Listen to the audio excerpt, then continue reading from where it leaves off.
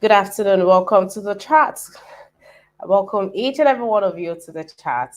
Welcome each and every one of you to the chat. Yes, I have taken my time to welcome you three times just so you can feel very welcome because, guys, we are here to have a family discussion. So, get settled in, get ready for this conversation. Welcome to the chat on Niger Watch. It's good to have each and every one of you. Now is about a good time to poke somebody to let them know that we are here and we are about to begin. I really want to have a full house on this discussion because this is something that affects affects each and every one of us. This has been transgenerational, but we need to put a stop to this. I thought it is something of the past. I thought we didn't have this to deal with, but having to see this in the news last week and this week, it's very appalling to know that in this age and time, our generation has decided to continue with this barbaric act. Guys, we are saying no to this. We need to educate ourselves. We need to talk to ourselves. Enough is enough. Most of us grew up seeing our parents, our mothers, having to go through this phase, having to go through this. And is that not traumatizing enough for us to come together and say we need to abolish this act? I know they say it's customs and tradition, but come on, this is computer age. We can make our investigations, we can have findings, for a fact without having to go through such barbaric acts. All right, so now will be about a good time to invite someone to the broadcast.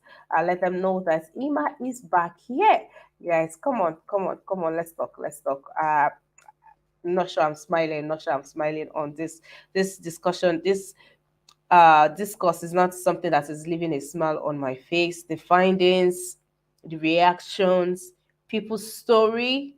I wish I could share the recent happening, but sadly, it's a violation on this page. All right, in the comment section, you have the link.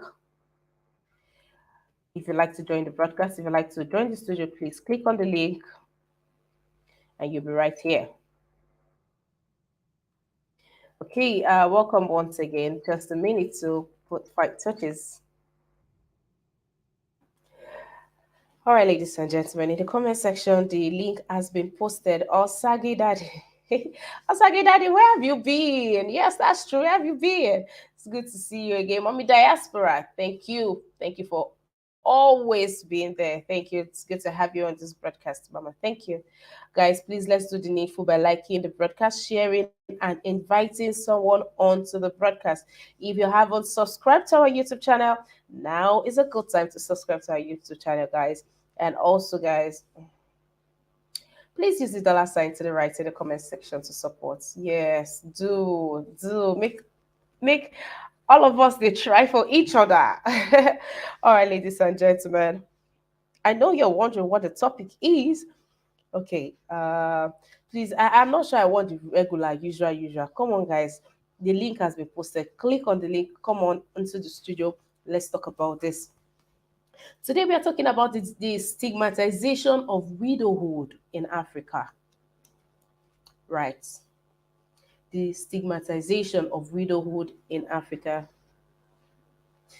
So something happened in Calabar last week. Two women on their way back from church vigil. They were for vigil, so that early morning. I mean, those that used to go to church now, you people know how the vigil thing is. Some churches 4, 5, they're closed, and those that stays around, or if you stay in a safe environment, some just they don't see the need to just stay back and they move. So that was the case of these two women in Calabar State, Nigeria, on their way back home from church, two widows. Someone looked at them and said, "Ah, you people look like witch." Guys, really, that was it. Because someone thought that they looked like witch. And that was how jungle justice was carried out on these two women. They were beaten to death. And we saw, I know that you have seen the viral video from the day before yesterday of a woman. in Abia State, a widow also in Abia State who was beaten. She was accused by her brother-in-law's wife. She was accused of being a witch, being accused of witchcraft, and she was beaten. But thankfully, rescue came for her, and even the first lady of Abia State got involved in the matter. She's recuperating in the hospital. So that's just one of the few who gets to escape, this act, and that has begged the question: what are we doing? The video from that incident, the people that were beating this woman are young people. They're not even old people that you say they are young. They look nice. They had clean clothes on, but they still carry out jungle justice over what? Somebody looking like a witch, or someone coming out to say this widow is a witch. I mean, already in some cases, let me not say most, but I am almost pushed to say most, but let's just say in some cases, these widows are branded as witch. They or you killed your husband, you did this, you did that. When we can just run autopsy on these people and know the cause of their death, why should we, because of tradition? What's with this our tradition? Honestly, we're talking about the constitution. Let's look at our tradition. Why would you use, because you want the woman to prove that she did not kill her husband, then you wash the man with the water that they use in washing the man, in cleaning the man just before the burial, it is given to the woman to drink. Goodness gracious. Africa, Nigeria, we need to do better. Or is it the one that they will tell the woman to sleep in the room with your husband for 7 days? I mean, if you are innocent, there's nothing to fear. We honestly we need to do better. And the burial rights, and I don't know, this right, do they even apply to the men? A woman goes through a woman goes through. Now, Bella, don't stay in the comment section. Click on the link and come into the studio. Let's talk. You say they do in Edo culture. What do they do in Edo culture? The men, I mean, this. I need to hear from you. I need to hear from you guys. So please just click on the link for us to have an effective and a smooth conversation, so we don't go back and forth, please. All right. Sam, I was asking, the men, do they have to go through the same burial rites as the women? Do they do that to them? Do they call a man a witch for killing his wife? Do they accuse a man of killing his wife? Do they suffer as much? The family of the woman, goodness gracious. And then there is the part of the family rendering the woman and her children empty. Some would take the possessions. They will take all that the man owns. Sometimes it used to be a case of, sometimes it used to be a case of it used to be excuse me before, it used to be a case of, if the man has money, then they're come. But even the ones that don't have money, the small piece of land that is there is being collected from the woman and her children. And then you think, okay, probably because she doesn't have a male child. But even the ones that have male children, as long as they are small and they feel like the woman does not have power, and by power, probably a family, a kinsmen will not fight for her or talk for her. And I think in cases like this, the family of the woman don't even get themselves involved. They just wash their hands. And the part that the woman has to shave her hair to honor the man, she has to shave her hair.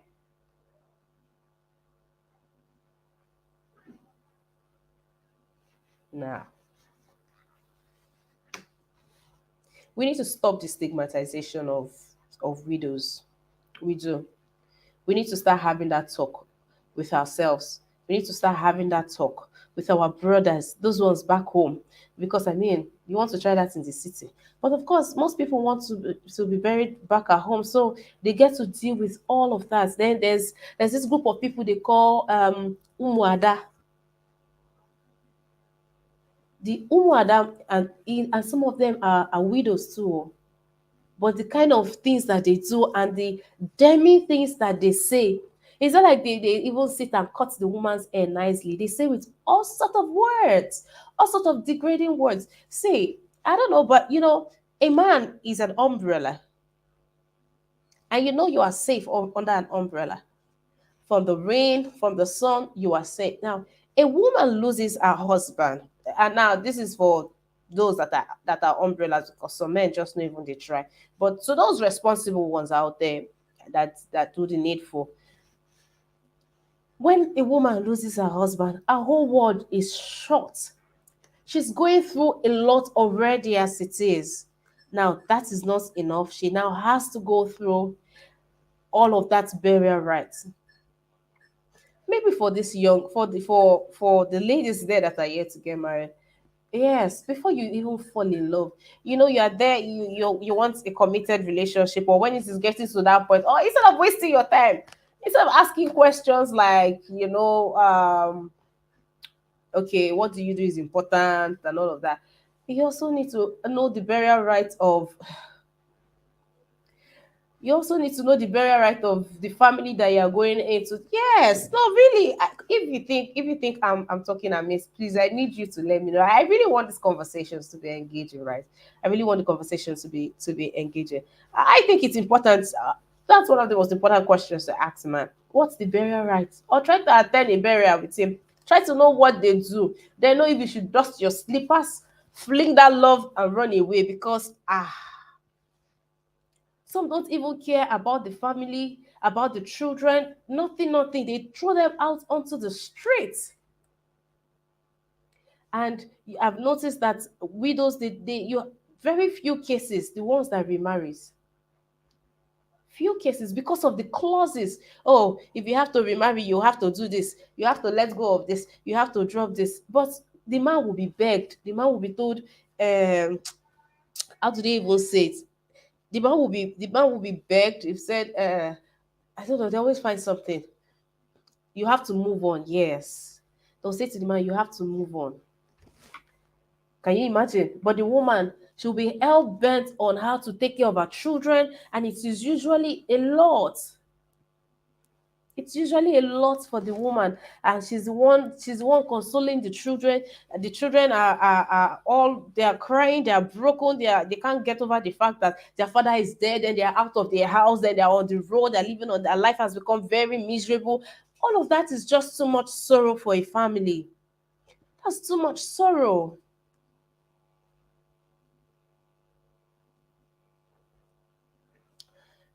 If you're just joining the broadcast, welcome, good afternoon, good evening, and welcome to the broadcast. This is the chat. I am Ima, and we are talking about the stigmatization of widows in Africa, Nigeria as our focal point. Judging by or using the yardstick of what happened last week in Calabar, of how two widows were beaten to death on the allegations of being a witch, and that happened again yesterday in sorry that happened on Monday in Abia State. So guys, we need to talk about this. And the video is to me it's gruesome. To me that video is I couldn't even stand it. So if you'd like to watch it, it's out there on the internet, you could watch it. But guys, I tell you, from the videos, the young men that were beating this woman in that video, you would not even think that people like that can do something like that. So what's happening? We need to sensitize our younger ones. We need to, even our elderly ones. And they say this thing is custom and tradition. But in Nigeria, the constitution says that a woman should not be subjected to things like that. I mean, some places, the husband is dead, and just after the burial, she gets someone that you hear talks like she should pick somebody to get married to. What? She should pick somebody to marry in the family. She should marry one of her husband's brothers. Do you know how disgusting that is? Maybe for men, no. Maybe for men, it's an icing on the cake, But for women, we don't see. I don't know. No, I mean, for say, I know things are happening, and there are women who are having affairs with their husband's brothers, their husband's fathers. Yes, But I'm talking about the responsible ones here, please. I'm talking about the responsible ones. What happens? It's not like that for we women. Where are my women? You guys, you come, let's talk, please. That's one of the hardest thing. That's one of the ah. This African culture really does not favor the African woman. Our culture does not favor women. It doesn't, and it's sad. It's sad. And now that's why, of course, that's why these people will go and drag feminism. I want to use feminism as as a platform for them to checkmate vices. But there are ways that this can be. We can unlearn these things. We can begin to undo these things. Honestly, we can begin to undo these things. These things are terrible.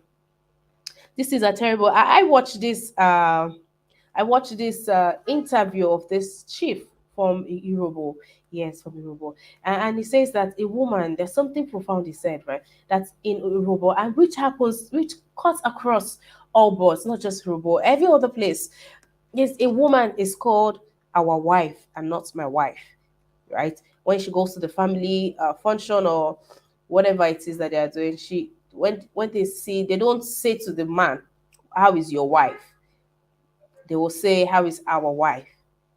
And now that begs the question, if they are using our wife when the man is alive, so how did she change from our wife to being a witch to our witch when the man dies? Is that not when she needs all the love and the support that she can get from the family?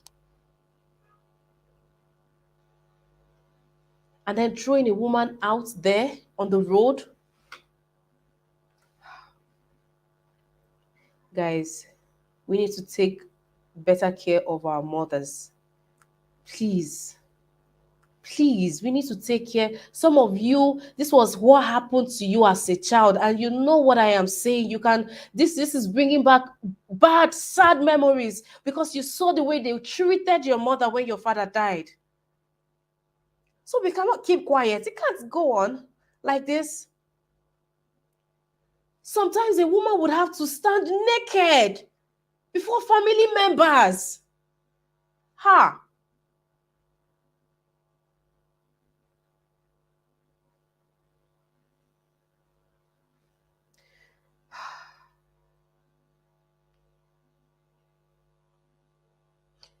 A woman is debased to the point of standing naked in front of family members just to take an oath that she did not kill the man.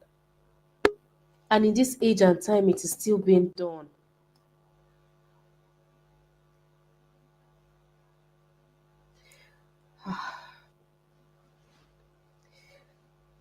Honestly, honestly.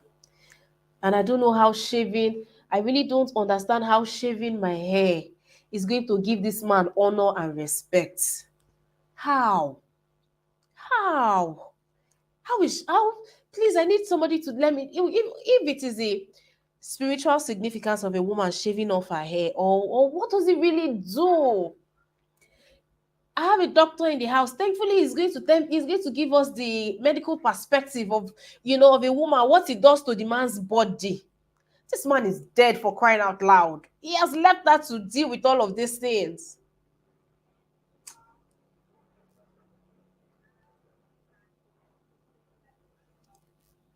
And then when you even leave the village, you come back to your base, you come to the city or wherever you stay, and you go house hunting. You finally have people who will support you, or you've been able to pick yourself up, or let's even say even you are well to do, you're well to do, and you pick yourself back up, you go house hunting, or you go for office space or for shops, and then everything is going on just well. Then there's always a place for the man or for a man to sign. You can imagine. And when you now bring up the story, oh, I'm a widow, I'm a single mother, I'm this, I'm that, but there's no man in my life, and they take back this property because, like, there's no man. How are you going to pay? You're going to be sleeping around. Why do you think a woman? What do you people think a woman is? What do you think a woman is? A woman will single-handedly raise two, three, four, five children alone. with no family member. And all through to these children will grow, get married, nobody will even say, how are these children? How is our brother's children? How are they doing? No. But when that girl wants to get married, oh, Abasimi, you would think the community did something for her or for her family. When she wants to get married,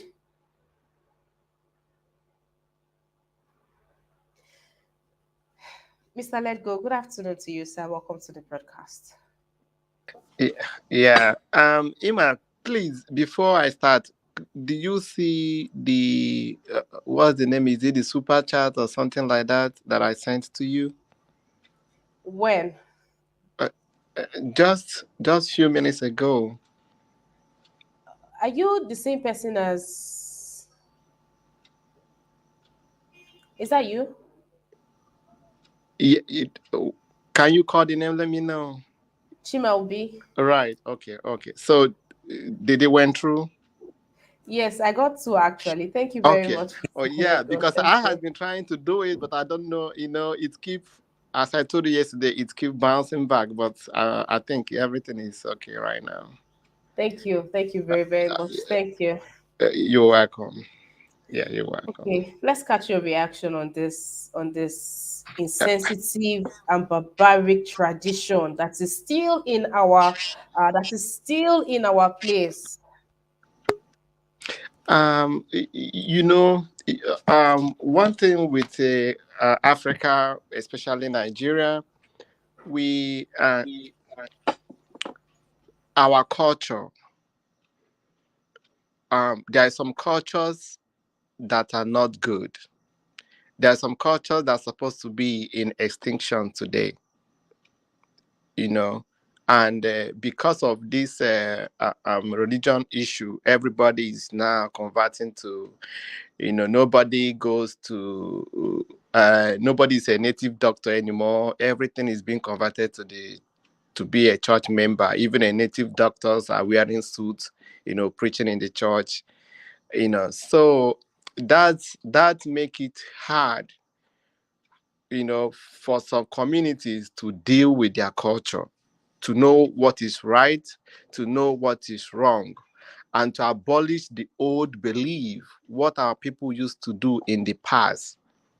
you know so there is so many things that still make people believe that what they believe in those olden days is still active today. So I believe that's what make people to do things that are not right in our culture. So there are some cultures that are not healthy today that we don't have to practice anymore. I mean, we as a people, and we, because of our values, there are some cultures that need to be abolished today. But people, reference what happened in the past, and they still use it today. And that make it so sad, because you will see an innocent person that doesn't know anything, but because of what the people believe in the past, they use it to judge the present time, and that makes it so sad in some communities. Like in my village, there's some norms that doesn't exist anymore. you know those ones that are harmful, those ones that are not good for we as people, they amended it and abolished those rules, and today everybody live freely. Like example, our present king today, the man refused to took over the throne because he believed what his fathers and forefathers used that throne to commit in the olden days. But now he refused to ascend into that particular um, uh, uh, um, king.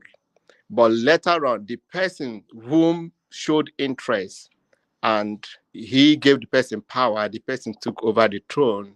The person ruled for only 4 years. And he saw that the way he thought it is not the way it is. And now he is trying to collect back what belongs to him. And the community is now telling him he have to wait until that particular king died. So it is no longer like olden day, like in his father's house. All these British people, they came to our place. They built his father's, throne. They built his house with all this wood. The way they did it is still the way it is today. But he refused to live in all those houses because he thought that what their father did in the past is still manifesting today. So not knowing that a lot of things have changed, a lot of things have changed, today. But he is trying to, come back for him to have his throne. But the community such say no, that you have to wait until the present king died. And nobody know our king is just about 50 something years. So who knows when he will die. So in some community, there is so many norms that they're supposed to abolish, but people covered it with the name of religion, and they are still committing the atrocities that happened in the past. So that's what so many communities in Igbo land need to look into. Yeah, they use it to harm innocent people, which is very bad. Like the story you just told, although I did not start from the start. So I did not get all the stories that when you started. Okay. All right, Mr. Lego. Thank you for that. Thank you for the Yeah. donation. Thank you. Thank you very much for the donation. Thank you, Mr. Lego. God bless you. Thank you. I was gonna ask, where are you from? What's the name of your where's your Original state? Just your state. Just your state. the states. Okay, I'm from Imo State. Imo State. Okay. Yes. Okay. All right. All right. Thank you. If you're just joining this broadcast, welcome to the broadcast again. We are talking. Okay, so this is the chat. This is the chat, right? We are talking about the stigmatization of widowhood in Africa. We're using Nigeria as a yardstick. Just last week, two widows were killed in Cross River State, Nigeria. Cross River State. Somebody just looked at them. They were coming back from church early in the morning, and referred to them as witch. There's this unkept appearance that some widows have, if you agree with me, and I mean this with all respect. I'm just stating the obvious. And that is because they are not being taken care of. The last thing any widow is thinking, an average widow is thinking of, is clothes or wrapper. She wants to feed her children. She wants to send her children to school. She's trying to get enough for them to buy market, for them to go and sell, or for her to go and sell. So her appearance is the least, so you can always tell. Yeah, you can always tell. Well, that happened. Somebody looked at them and I just called them a witch, alleged that these ones were witch people, that where were they coming from, that they are coming from meeting by this time of the day. And that was how they started beating, stoning, and all that. They beat those two widows to death. And the one that happened on Monday in Abia State, it took the intervention. Thankfully, she was lucky. She got rescued, and now the first lady of Abia State is involved in the and because of the stigmatization of widows in Nigeria. The first lady has a program that she runs, and this program is just for the widows. Very applaudable. It's good that she took out time to see a need for that, and I respect her for doing that. But then we need to, those people, the one that happened in Abia State, because of the footage, the recording, right, that was shared, you can see people dressed well now. There's nobody that wore orange, indigo, and lemon. That means you have sense enough to coordinate your dressing. So what are you doing getting yourself in justice, in jungle justice? What are you doing? You're just walking on the road, or you hear people shouting, or you hear a commotion somewhere, and you wear your clothes and you're running out of your house just to go and beat people. Do people really do this? Then people that commit jungle justice, I'm like, okay, bros, you had somewhere that you were going to, Abby. So you just sit and they beat people. You can't stop. Join the really? People do this. I'm shocked. Guys, we need to, those people, they have phones. I mean, it was one of people that was there that recorded it that brought it to limelight. So you cannot say that these people are not on the internet. You cannot say that these people are not seeing what is happening. Of course they see what is happening, they know what is happening. Our mothers went through this, our sisters have gone through this.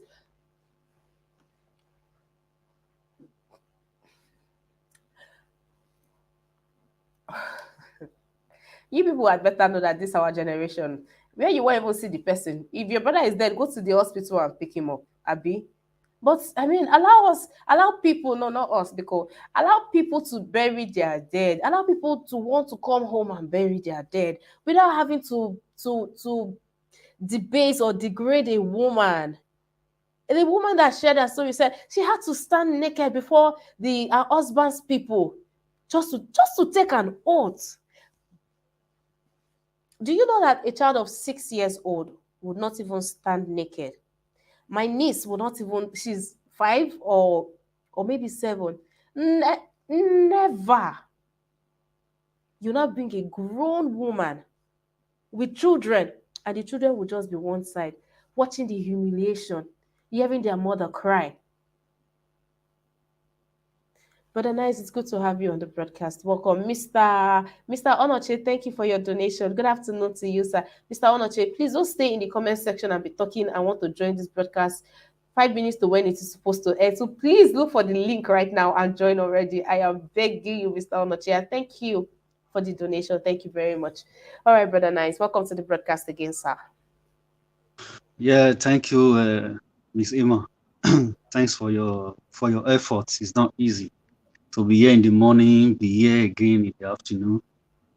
I have to admit that you are doing a great job. You know, thank you so very much. Thank Yeah, you, Brother uh, Nice. yeah. This you talking about culture or widow? I don't know the one you're talking about. Our Is tradition is our barbaric tradition that that allows for widows to be treated this way. How can you bath somebody, a dead body, somebody that has been dead, even if the person died 5 seconds ago, is still not right? How much for somebody that has been dead for quite some time? You wash the person with the water and give the woman to drink, just to swear, just to take an oath that she's not responsible for her husband's death. Or some, it is just a normal burial right. Then the ones that will have the woman stand naked before the family members. But Alex, are you a Nigerian? I'm sure you're familiar with some of these rights too.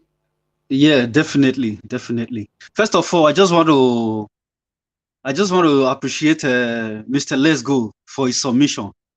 He did well. Just that he has not gone to some extent that I was waiting for. You understand? Uh, like me, when I was in Nigeria, I experienced all those things, and I thought it was normal. You understand? Till when I become a born again Christian. So that is the reason why majority of these people, I will not blame them so much because they are doing it on ignorance.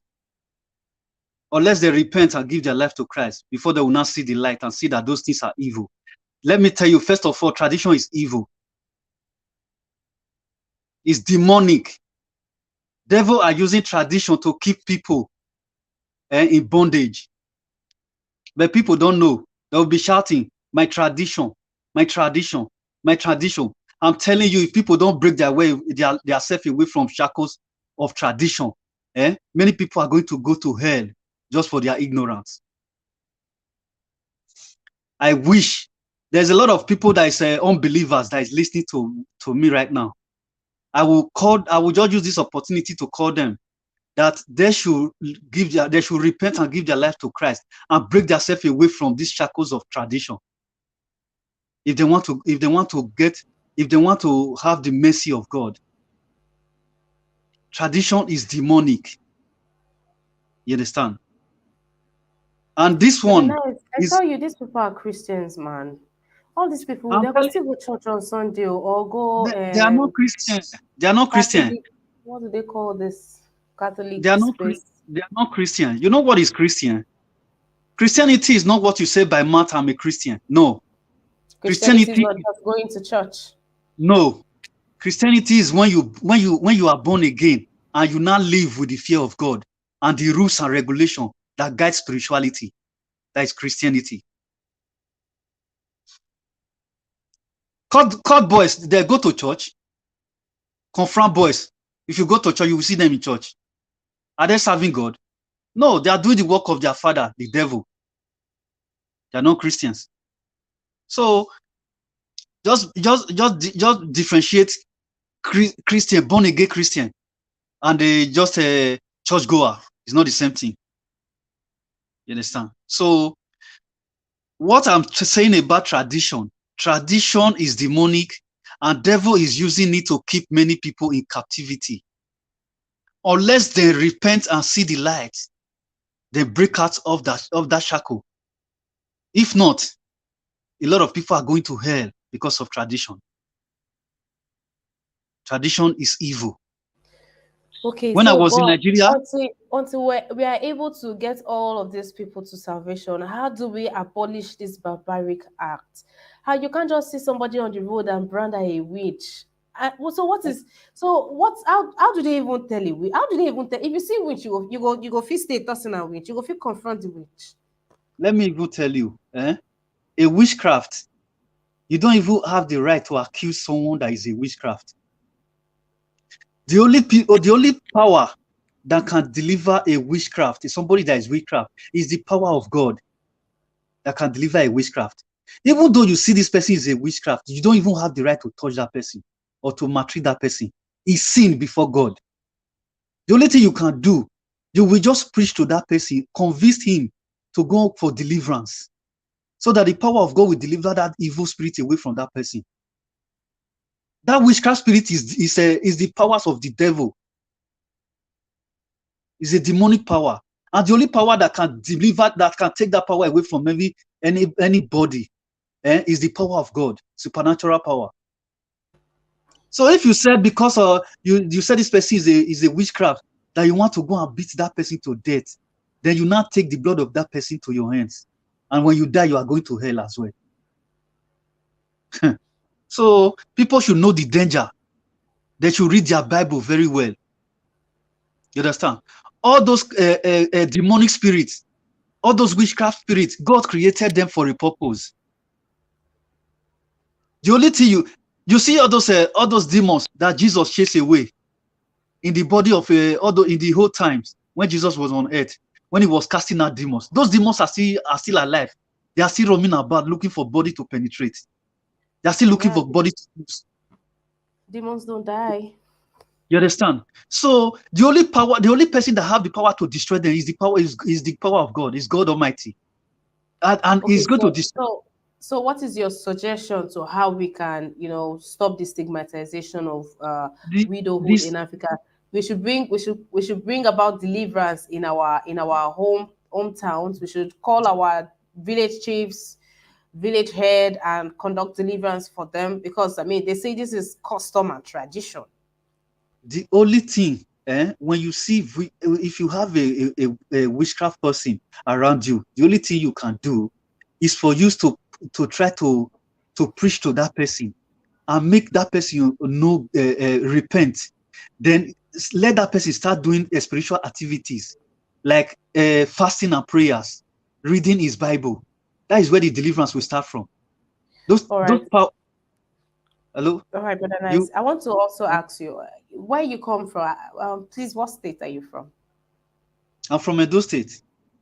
Okay, do you know the traditions of your hometown, your local government, your Yeah, village? Do you know what applies to a woman that loses her husband? Do you want to share the burial yeah. There's rights? no. Yeah, Okay, please share there's with no. us.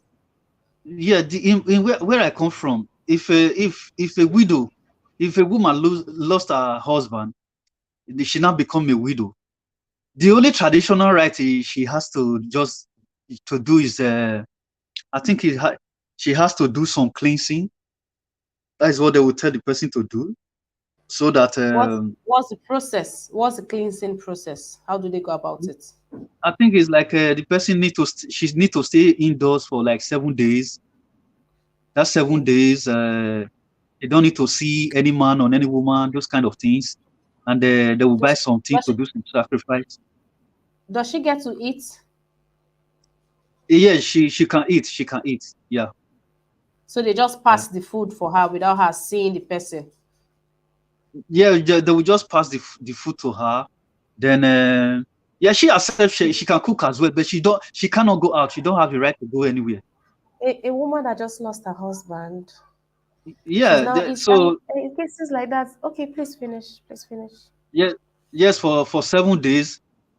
Then after that, she's free because the reason why they do that so that she will not have any issue when she want to remarry or something like that.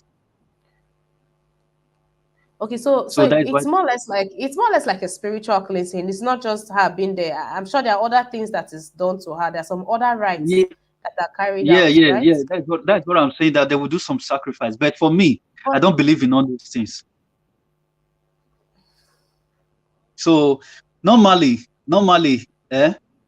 as God, has God said it's supposed to be, is as is written in the Bible.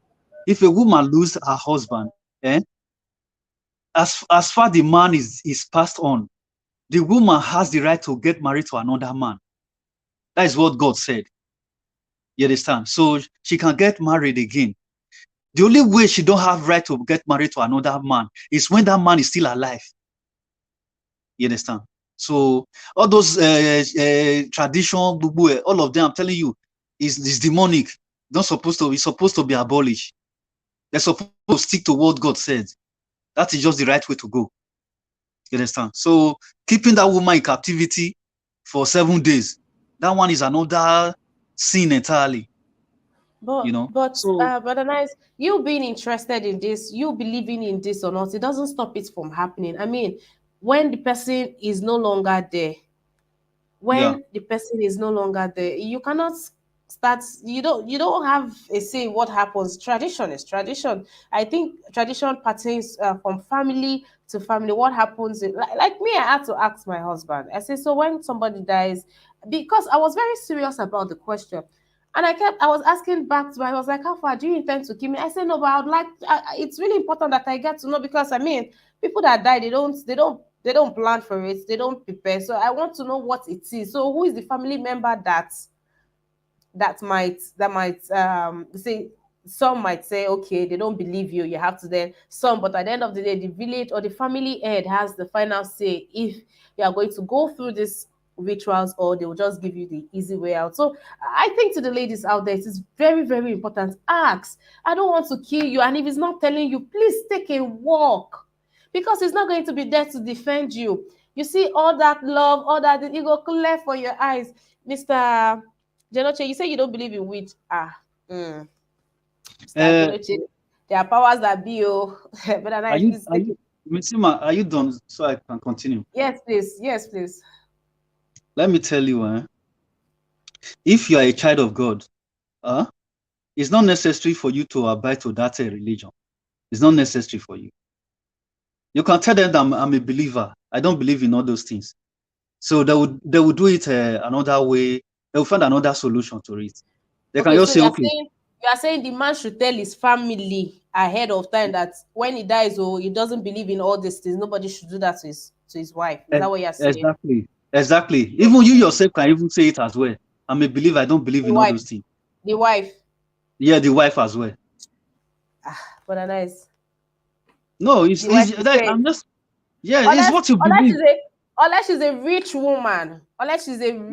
woman, that's the No, only way that no. they will not do that. Where are the Unless women, where are the ladies, you guys, come on, let's un- talk. unless you the woman believe in all those things. That is where you will abide to it.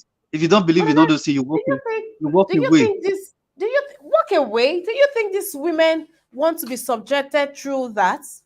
I don't think you're being realistic. Oh, Any woman that believe in all those things, she can do it. But if you know who you are, that you are a born again Christian, you are a child of God, you don't do those things. Is a sin if you are a child of God doing those things is a sin before God. That is what I'm just trying to let you know. all right. Tradition, Okay. tradition is not applied to a child of God. You understand? God don't recognize tradition. But God said, give to Caesar what belongs to Caesar. So No, if you give are to going to Caesar. get married into a family, and this Give is it has. something that happens in that family, who are you going to say no to? Is it the man? It's Is it not. the women? Is It's it not. the woman? That who are you going to say There's, no to? They literally pin you. That do you see when they shave a woman's hair? They pin her those are down, and the women will surround her. those are not tradition. Is what they introduce. Those are demonic things. I'm telling you, devil is using it to deceive them. Just the devil is just using those things to keep them in captivity. You know. So how many people that tradition have resurrect from the dead? Forget Mm. all those things. And for since when I since listen, God, we just pray that. Do you know what the Bible said that when Jesus died, eh, He brought us from darkness to light. When you are born again, that is when you are out of darkness. You now become the light of the world. All those things does not apply to you anymore, unless you believe in all those darkness. Finish. Very simple. You understand? All right. All right, Brother Nice. Thank you for your submission. I'll come back to you. If you are just joining us, welcome to the chat. My name is Ima. Reporting live from Lagos, Nigeria. How you doing? Welcome, welcome, welcome. All right, we are talking about the stigmatization of widowhood. We need to stop the stigmatization. And that being said, guys, please, when you see a widow, please, they are going through a lot. Please do something, give them something, say something to them, hug them, help out. Some of them they stay in areas where schools, you have the school fees 5,000, 2,000, 10,000 naira. They really don't cost much. If your village, if you have anybody you can trust that is in the village, reach out to them, say, oh, this so and so widow, I want to send the children or the child to school. Just all this little act of kindness will go a long way. You don't even need to, the person doesn't even need to know you. If you have somebody, say, oh, we need gather your friends, say, oh, how much can you give? I want to support this cause. We can begin to do this. We can begin to take care of, these people. These are mothers that are doing everything humanly possible. Some are sent out of their house to the point that they would just have to create bamboo somewhere in the forest and manage to get mosquito nets and some wrappers, and that's all that they have. And sometimes these people are coming from a better place, moving to that, having to do every day the situation reminds them that they lost somebody. They are reminded of the pain every single day, especially for the ones that are yet to pick up and get back on their feet. It's usually not a good song to sing. Please do not forget to like this broadcast. Please, as you're joining, as you're watching, please like the broadcast and also use the dollar sign to the right to support. Please, thank you very much. Mr. Charles, hi, Mr. Charles. Good day to you, Mr. Charles. I'm very well, Mrs. Good evening. We How are is it? almost, we are almost sleeping. This is 10:30 p.m. Okay. I'm sorry, I mixed you up with Mr. Collins. Okay. Welcome to the broadcast, Mr. Charles. Thank you. So, while you were in Nigeria, have you Yeah. encountered, the burial rites the rites that a widow has to go through before, during, and after burying her husband? Oh, and here in Nigeria.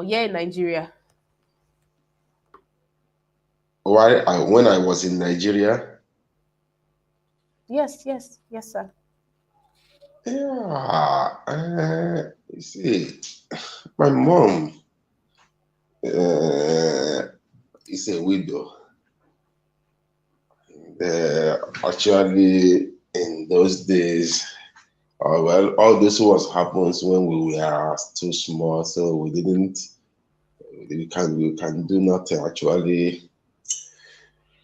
A lot of things widows goes through from the community members and all the rights and based on culture and tradition. But I think by now most of them should be abolished. most of them. And I see, especially from my community, most of those things are no more that necessary. Like when a woman die, uh, sometimes people will say, the community will say, they'll have the wife, when a woman died, they'll have the husband, the woman will, for the woman to prove her innocence, or so that when the man dies suddenly, there are some certain things, ritual and this thing the woman will go through. All those things. These days, it doesn't happen, but those days, it used to. A lot of them Mr. that Charles, what are state are very, you from, please?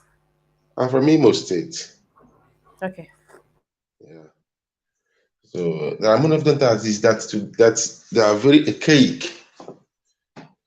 Because thank God today, even from my community, all those things are not being practiced now. And again, as soon as a man died, his relatives, the man's property and this thing, the relatives will clear, we have to inherit the woman and the children. The woman will not have much right over her husband property, all those things. Or one of the member of the family will come and marry the woman. If the woman refuse, we tag the woman, accuse the woman of something else. Even as a result of that, the woman, they may take the woman back home. All those things. I thank God, like because most of the time there are many things civilization, good things that civilization brings to our culture, and there are some certain things civilization brings that are not good. But in these areas I mentioned, civilization brings good thing. Like that today, if a husband died, as long as a woman is married, you have right over your husband, things, your children. No one come, because no one will come and drag those. Especially if a man is not a local man. Even if you're a local man, provided that you are married. I'm talking about my own community. Provided you are married, both traditionally or civil. So as long as you are married and you have one drivers, most especially the land, the properties that the man acquired by himself, not like family inheritance, all those things. There are many of them that today, at least, things has changed, but most of them are very bad like then. Because I could remember when we were small, when my father died, almost everything, my mom lost everything according when we were small. As we grow up, we notice that we ask, what happened? What happened? Why did you at this time you have nothing to lay hold on that belongs to your husband? He told her, but actually we didn't go and start fighting over those things. But today, please, we are become one of the voice in my community that speaks against those things. No, this thing cannot continue to be happening. These people, they have family, they have children, they are legally married, even if traditionally they are married. No, you can't be doing this. If you take away as in the name of being her husband, relatives, or you want to marry, you want to take over from the husband, the wife, the woman have right to say, I want to continue, I don't want to continue with you. If she has the right, all those things. So in as much as I just came in now, I don't, I can't. This is I've not been following, but this is all I have to contribute on this issue now. Thank you. All right, Mr. Charles, thank you for that. That's what we are talking about. We are picking the two instances that has happened in 1 week here in Nigeria. The first one was in Calabar, where two widows were branded as witch, and jungle justice was carried out. They were beaten to death. And then the one that happened on Monday in Abia State, where this widow was accused of being a witch by her brothers, by brother-in-law's wife. Yes, and she just did that, and members of the community came out, and once a woman loses her husband, everywhere in the community there are whispers. She goes to buy something, say, see this witch, just for this witch. The stigmatization is too much, and it is alarming that it is still happening. It is. Mm, I got pictures, videos of people. I myself, I couldn't watch it. It was too bad. The things being said. This comment by Evans, it's like he watched those videos with me. It's truly inhuman that we still have, and it is still there. I mean, these things happened in a space of 1 week. This 2022.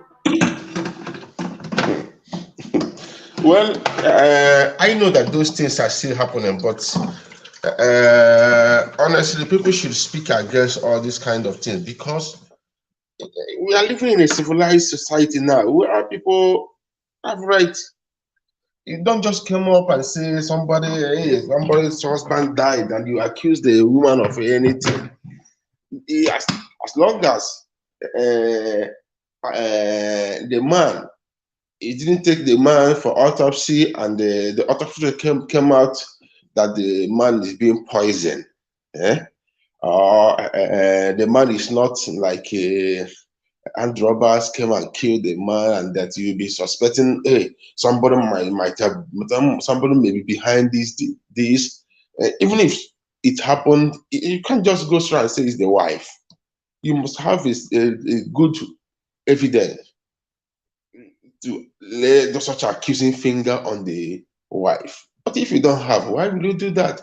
So the man just died. You say the woman is a witch. What is witchcraft? Every time, sometimes these things are like I don't know that this way. Sometimes since I left Nigeria, I used to ask people, there are certain things people die in Nigeria and we say somebody do this. People die here in a foreign land. Eh? The same thing. A lot of people die for out of not being well taken care of, no good medical attention, no money to go to good hospital. A lot of people die. So, like I know one somebody that died in my community years back, and the family were accusing someone that someone is behind, but later somebody can just wake up out of because he's not checking his BP and just wake up and say, hey, my heart, because your BP has gone high and no one has been checking on it. You have not been checking on it before you know it, and these things can kill easily. It can kill easily, but this is the things people check every day, every day. Especially when Nigerians from year to year they don't go to hospital. From year to year, people don't go to hospital. People don't do it every year. Exactly every year, even if at least 2 times in a year, you can check your annual this thing, check up and meet your doctor. This you just look at you. But in Nigeria, it doesn't happen like that. And I don't blame them because the situation is too bad there. Is it not when you have money you go to hospital? It's not, but as a result of this, many have lost their life because no one cares. So you don't just lay accusing finger on people just like that because they lost their husband. You come up and say, they are witch. Who told you they are witch? How do you know? Do you know what is witchcraft? Eh? All right. All right, thank you, Mr. Charles. Thank you for sharing your own experience too with us. Thank you. I'll move on to some other person. Hi, Evans. It's been a minute that I've seen you. How have you been? I hope work, family, everything is going just great. I wish you all the best, man. Thank you. And I meant like you hit it spot on, like you took the words right out of my mouth on that comment. I'm very sure you didn't watch it with me. Thank you for being on this broadcast. And then, yes, Evans, police have started arresting the people from the video, and they've come out to say some are already fleeing the community. They're already fleeing the community. So, these people, they have brothers. They are my brothers. They are your brothers. They are your friends. They are our friends, our boyfriends, brothers, I don't even know what to say, but these are not aliens. This ones did not fall from heaven. So we need to have the stock. You need to say a reason why you should be talking to your brothers, talking to your neighbors, talking to your nephews, talking to your nieces, your sisters. We need to stop this nonsense. We need to move past this. And why does this, when this thing happen, why are the brothers of the disease not even looked at? I mean, you are the one that wants to take somebody's wife and properties. So yes, you should be considered a suspect, but no, it just has to be the woman that carries everything. And it's bad. Please. All right, Mr. Vine Maxwell, good afternoon to you, sir. Welcome to the broadcast. Good afternoon, Sister Emma, and how are you doing? Oh, I'm still fine, thank you. Thank you. Okay, thank you for having me. All right, sir. Okay, so what is the tradition for just 1 minute? Samson Daniel, good afternoon. I know you're trying to get in here, but please connect your mic so that I'll be able to add you to stream. Please connect your mic so I'll be able to add you to the studio. Thank you, Samson Daniel. Connect your mic or your microphone. Either of them is not connected. That is why you cannot come in. So please, if you are having that issue, try to connect your mic and your microphone. So you can always turn off your cam. You can always mute your mic, but you have to connect it first before I can connect you. Mr. Van Maxwell, please, I would like to know what the rights are for a widow in Ghana. Okay. Like where my father comes from, that is the Upper East region, that is the northern part of Ghana. Um, uh, uh, it is a different thing altogether because a widow, a woman that her husband died is allowed to inherit whatever the husband left behind. Nobody bothers her in the Kusasi tribe according to their tradition. But it differs when you go along all the other ethnic groups, like the major ethnic group in Ghana here, they call the Ashanti region, because they are generally called Akan when you join them with the Bronco Hafo, the central region, the eastern region, where late Kwame Nkrumah came from. All of them, they speak what they generally call Akan language. Now, in their own Ashanti region, they do what they call ofase. It's an uncle. Like your children now will inherit your brother instead of the children of your brother, ofase. So that is Now, how their own you've is. confused me. You've definitely confused me. So let's take that step by step. The children of okay, Let's say you are my sister. You are my sister, okay, and maybe I am your elder brother. So okay. your children, the children of my sister, will inherit me. That is their uncle. Instead of my own children to inherit me. So that is the system they practice here in Ashanti region. But today, because of civilization and things, people are getting wiser. People are now beginning to say, how will I suffer with my wife? Then when I die, my sister's children will not come and inherit me, and my own, what happens? So it is expected that my own children will inherit their uncles too. What happens if my children doesn't have uncle? So they will Who are they going inherit to? their uncle while you are still alive. You will not be it. Oh, Africa, man, Africa. What is You see, this? What is this? it's a very horrible thing there. So the practice, some of the practices, the traditional and cultural practices of the Africans is very, very, I call it, excuse my language, it's very barbaric. I don't Who even, even sits down to even bring up all this? Listen, I'm almost beginning to buy into Modernizing submission. Oh. It's like these people go into some kind of realm and have discussions with demons. Because come on now, what is this? it's What kind of heartless. You see, tradition is this? if you like the Igbo, where my mother comes from, that is the southeastern part of Nigeria. Yes, in those days, let's say my brother, we are two brothers, then my elder brother and myself. And my elder brother has a wife. Then I have my own wife. And once my elder brother died, traditions encourages me to inherit his wife. How can I do that?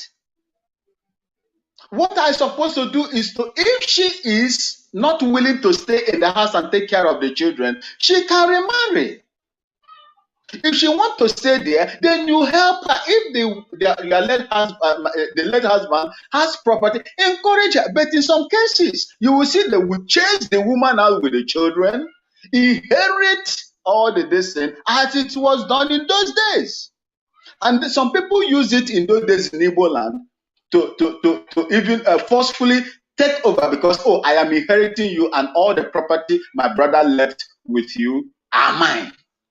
That is nonsense. You see, for me, I cannot struggle with my wife. When I was struggling and fighting all those things to build a family with my own, build a family, a good family and wealth with my wife, where were they? Where were they when I was suffering and with my wife, building all this? And at the end of it all, nature calls me or God called me, then you want to take over everything from me. That is why people now have resorted into writing wills, even when they were alive. People are writing their wills now in order to curtail all these barbaric excesses. You see, so it is very, very unfortunate. Don't you have heart? A widow. You're supposed to help her, not chasing her away with children, leaving her with nothing. That is barbaric, and I stand opposed to such tradition and cultures, that demean a woman. Especially this thing happens to women. Not even the men, it happens. Women are the target. I will not stand here and watch anybody, do that to any widow. That is my own point. I do not know if I'm correct in what I'm saying, but that is my opinion, Auntie. Okay. Thank you. Thank you, Mr. Van Maxwell. Thank you. Honestly, we need to inculcate civilized. See, it's not even just the government that is making us run away from the country. It is our tradition. Because what? What is happening? Goodness. What is happening? I think I don't know what's the men, but men, you people need to start thinking of how to, because when you are not here anymore, you cannot defend your wife. So the ways that you can defend your wife, please begin to put it in place. You writing your will right now does not mean you are going to die today. Or it doesn't mean you will even die tomorrow. No, it doesn't. It doesn't. If there's anything that is going to save these people, we are not even talking about those brothers, husbands, brothers that enters into this widow's room and force their way into her. I mean, we are not even talking about that. Brother Nice, you wanted to say something.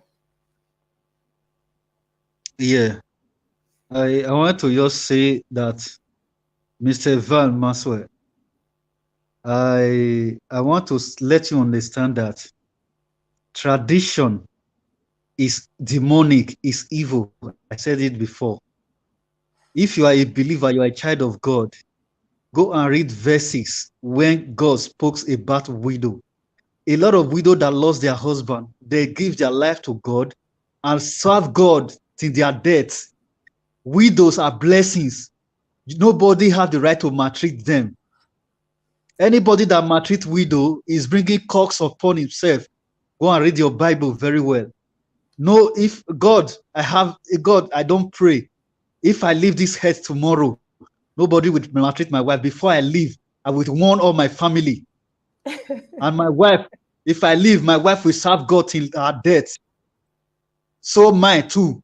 So nobody will touch my wife, and nobody will maltreat her.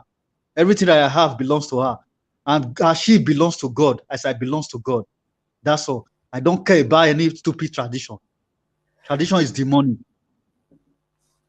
All right, very nice. Thank you for that. Mr. Chris. Hi, Mr. Chris. How you doing? Good morning. Can you hear me? Loud and clear, Mr. Chris. How you doing? Very good. Yourself? Okay, what's your submission to this? All right. First of all, it's morning from my location. I Oh, would like okay. to, yes, I would like to say good morning to everybody on the platform, both those listening to us and those that will join us as the program progresses. Be that as it may, um, I wouldn't want to come to say what everybody almost have said regarding the topic you just presented. The topic is quite very interesting, and that's why I just came in. I said, let me just come speak, even if it's for 2 minutes, because at this time, I'm very busy at this time, but it's just the topic is very attractive. And, it's something that has to do with us, And I want to um, remind us all that there is nothing wrong in our tradition or culture. It is only one little thing that we do not do right. After all, we are all shaped from these traditions and this culture. And that's how we got to the level where we are, even though that most of us are in diaspora. And that's why we are having this unique, form of presenting these issues to do it right. I tell you, if you sample the opinion of those at home, you will see that they are going to disagree with us. And you don't have to blame them because this is what they see and this is what is around them. But to us who have come to embrace the other side of the world and experience other cultures, we now see some things that are not right. Our culture, they did it well. Those who did it from the beginning had a very good intention. Unfortunately, what we do in our environment is we plan, we do things, but we don't check. We don't analyze whether that thing is going well or not. And most at times we are afraid of change. This cultures and tradition would have been pretty very unique if we check it, if we analyze it, if we go through the experience of it and come back to say, oh, this one is not good, and we change it. Nothing is wrong again, I want to submit here. It's just that we need to find a way to change them. I do that in my own society. I tell them too, look, listen, I have made a whole lot of contribution regarding marriage and all that. Here in United States, most of us have lost our wife. Why? Because we took the same culture, bringing it to down here, you thinking that it's going to work. It's never going to work. So these are the disadvantages. We need to really, really, check ourselves and do things right the way it should. Okay, so I wouldn't want us to say it's barbaric, this is that, or uh, you became a Christian, you must be born again, like Brother Nice is talking. Yes, fine, but it does not. It takes beyond the way you described it earlier. It's just all we need to do is just to make some little changes in our tradition and wave away those barbaric form of it and take the ones that are good because as when they did it, it's their own time. But we now who have taken over them, we have not been able to sit down and change it. We still rely on that. And that is particularly one of the biggest problems in Nigeria today. People are afraid of restructuring the government. When a country is restructured, everything from top down is restructured as well too. So if Nigeria is not restructured, how do you think our traditions would be able to reform all this nonsense within the society? So that's how much I just want to say. Let me just contribute into this. Thank you. Missima, can I reply? Please go ahead. Sir, I just want to ask you this question. I hope you know a country what they call the country they call Switzerland. Huh? You see their I do. culture when I do. young girls, ladies dance naked in the front of their kings. So now you will tell me that that one is a culture. That is immorality, and immorality is a sin before God. So do you accept? Are you okay with that kind of attitude? You can't rule it out. Yeah, you can't. It's just what they believed, you know. You can't force whatever you believe on No, onto just others. The only thing is anything that's for you, yeah. is it normal? Is it normal for a crowd of people to be dancing naked in front of person? It- Is it I think normal it's good. for you? It's good for them, but it's not good for me. Oh, you see, that one is Yeah, bias. yeah. It's not bias, my brother. So that's not the way you know, I check things around. It's not okay. Right. All right, Mr. Chris, thank you for your submission. Thank you. Thank you. Mr. Van Maxwell, you wanted to say something. Okay, I'll Yes, move on. please. Yes, please. Okay, so chip in quickly, please. Yeah, brother. I think, brother Nice. I did not say. You see, when I single-handedly picked, the widow, just like Sister Emma said. The widow. You don't treat widows according to the Bible and what I believe in. You see, just like my brother said right now, our tradition is very, very good, but most of them are being corrupted. In Igbo land, I bow to greet my father. I dress in Igbo attire. I participate in a yam festival and other things. But any other thing that has to do with demeaning an individual, a different person, I stand to oppose it. That includes the treatment of a widow and orphans as well. So when you are looking at the culture, there are aspects of our culture that are very, very encouraging. People, what emulating. But there are the bad ones among them that need to. When you look at the Igbo culture, young festival in those days, they do sacrifices. They kill goat, they kill ram, they kill all kinds of animals because they want to celebrate New Year festival. But today, most of them are not doing that. Because according to the Bible, what I read, the chair that you are sitting down there is not demonically possessed.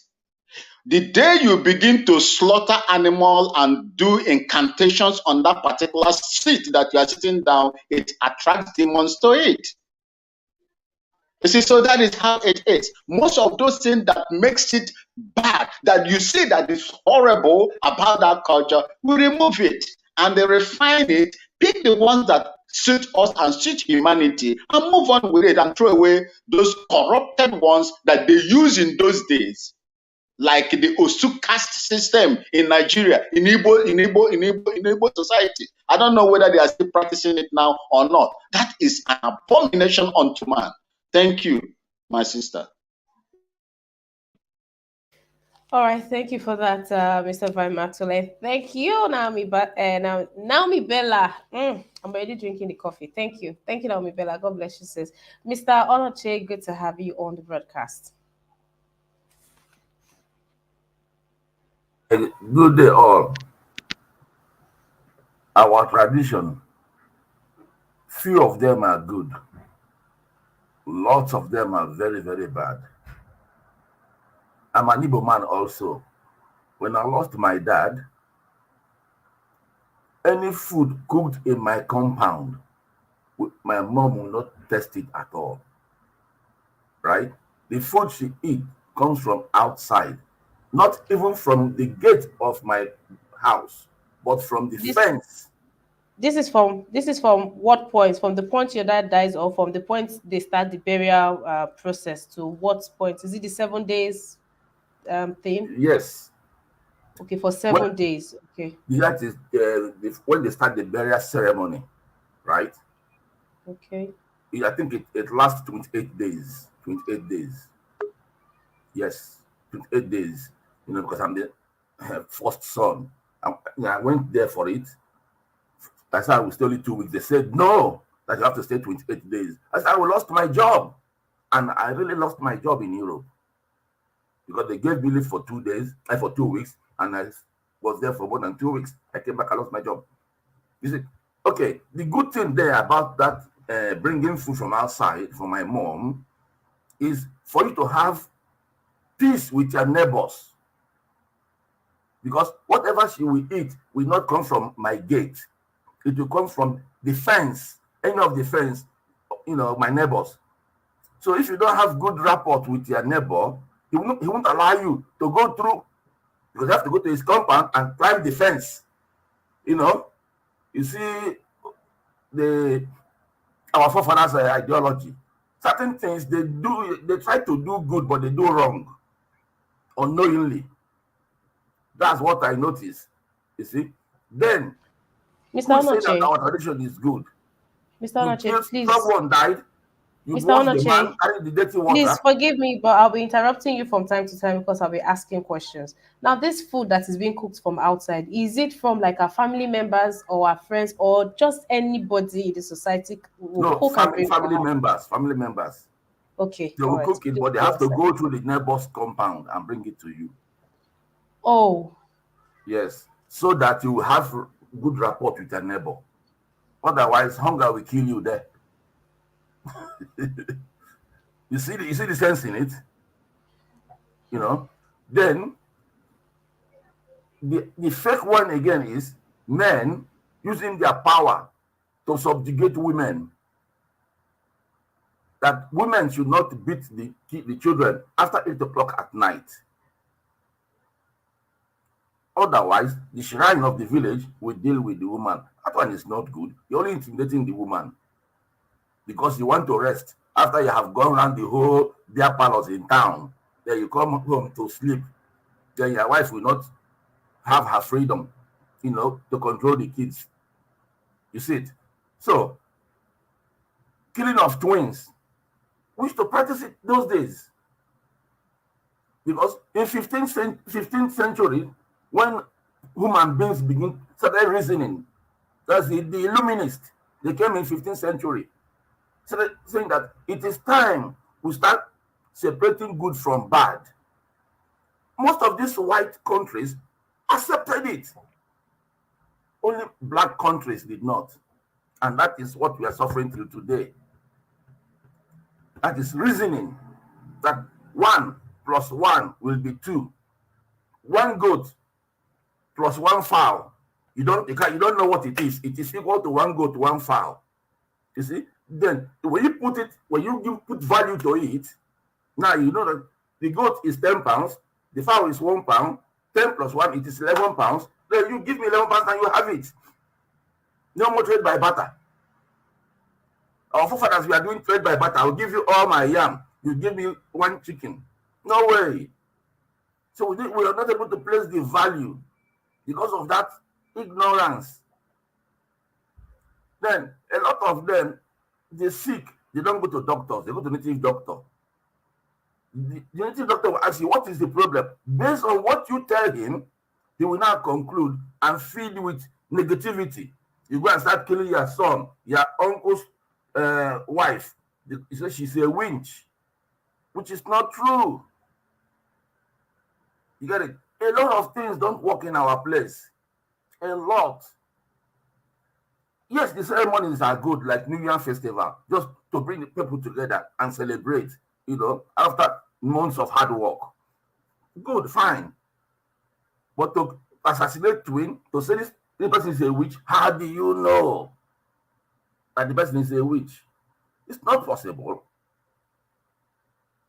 A lot of things has to be thrown away in that our tradition, that our useless tradition. Now, you see, if a man die, the wife, brother, will come, the man's brother come and not today. Women are wise, they are not strong, even stronger than men.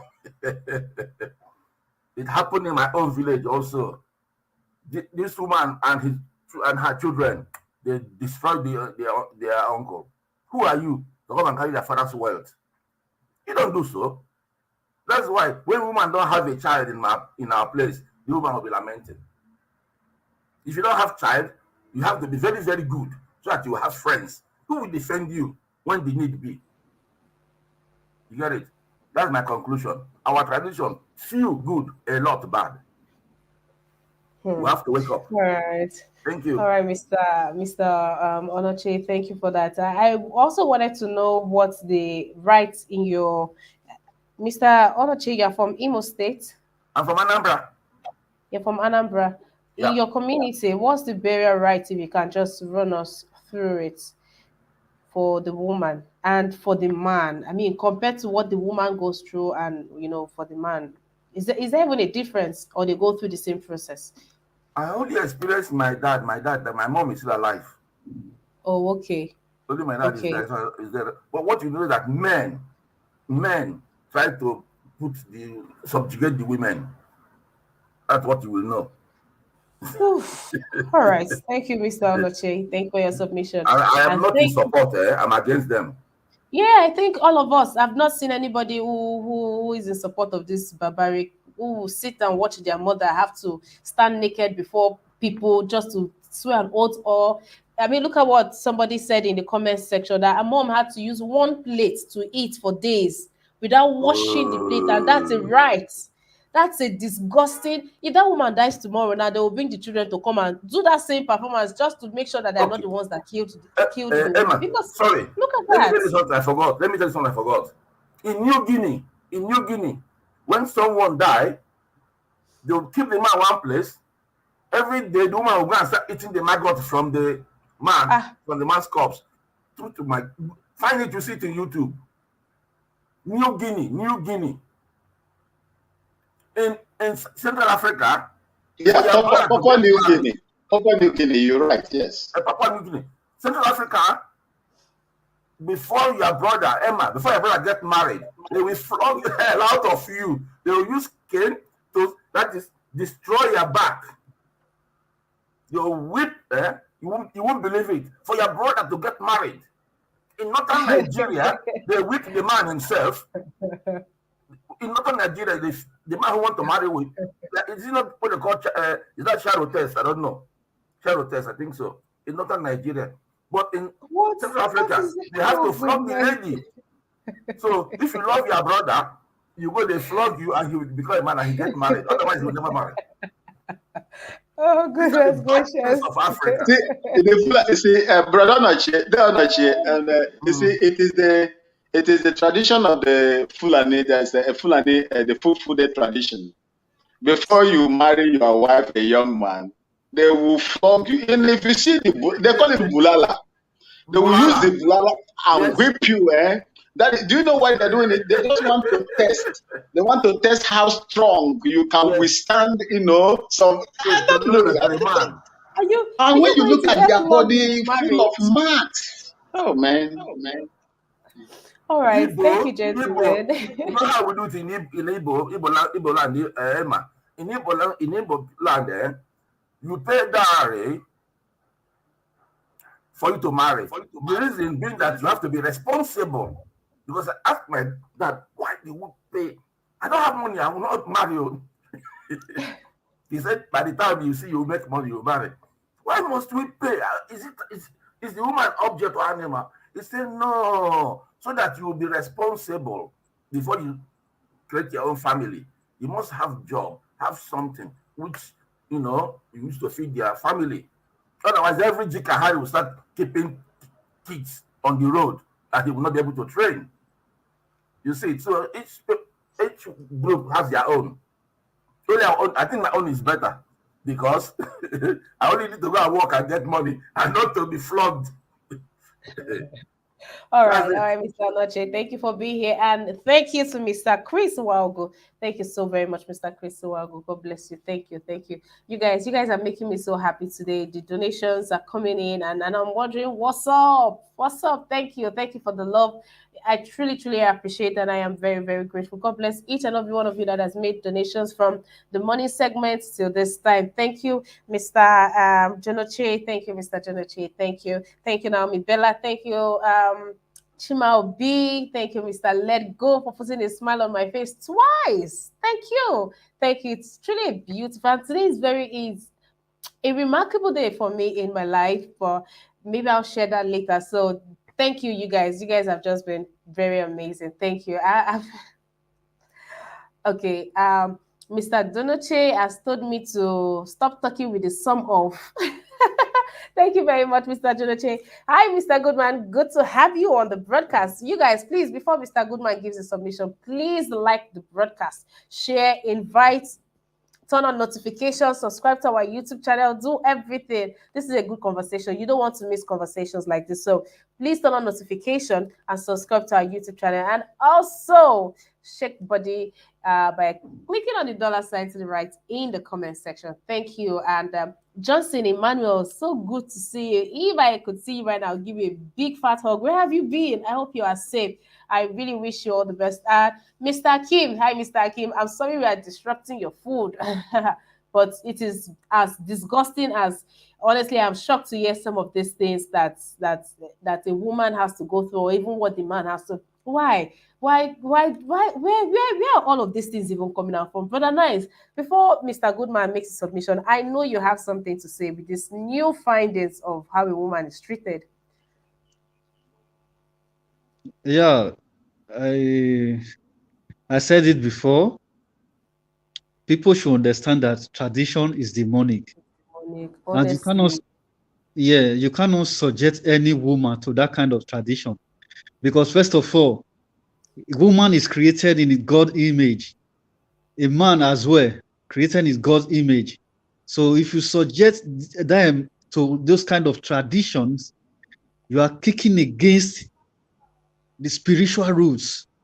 That is like you are doing it to God Himself. That's the danger that people don't see.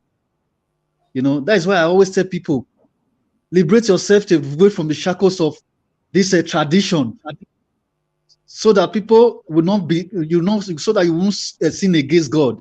Because anybody that live with tradition and died in it, I won't lie to you, my people, that person is going to hell straight.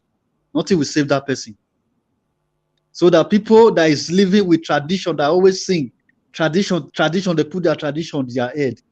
They should repent. Let them go and see what the Bible speaks about tradition. They should liberate themselves away from tradition. And never suggest women. Women are blessings. You see a lot of women that serve God before their death, and God see in Bible, their name is still there. God still hold them in high esteem. A lot of women that serve God with fears before a lot of them widows, and they refuse to marry again. They follow Jesus till Jesus died. So people should know, I'm not talking just physically. I'm telling people consequence is a spiritual consequence.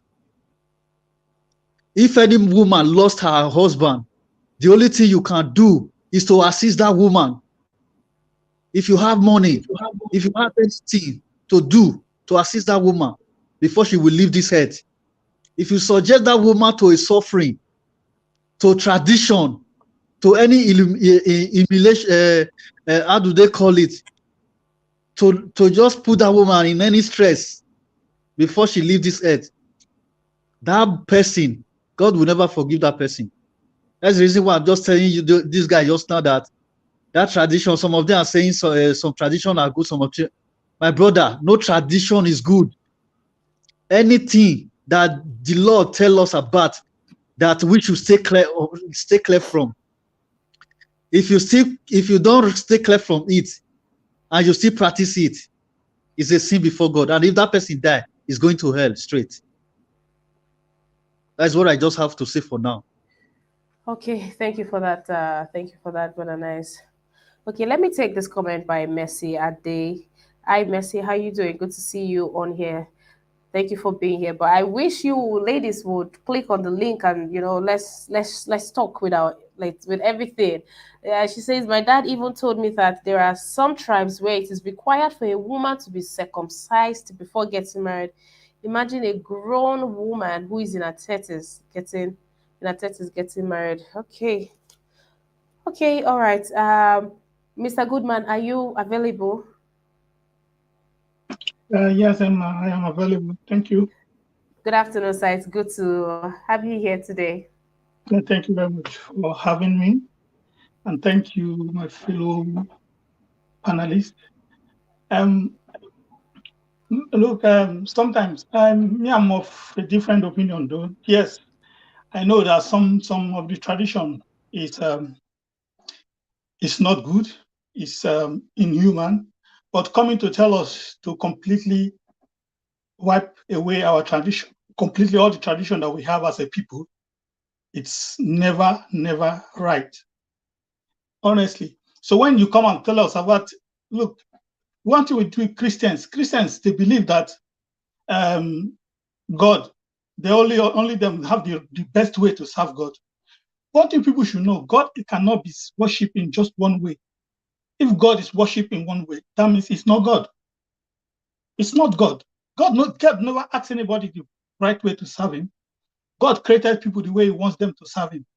So people came into this world. So somebody cannot come and tell me that you brought Christianity, then that's the only way I can reach God. No, it's not right.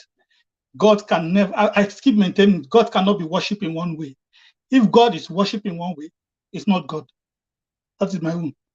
So when it comes to tradition, there are some tradition that is bad, but tradition commands respect for the people. Sometimes we ask ourselves, why is it that when we go abroad, these white people don't respect us? You think it's because of the money? You think it's because of the looting our leaders are looting, or because of money crime? Money, all this money thing is artificial. All this money, material things, they're artificial. But the moment they see that you don't bend your tradition to their own, you begin to command their respect.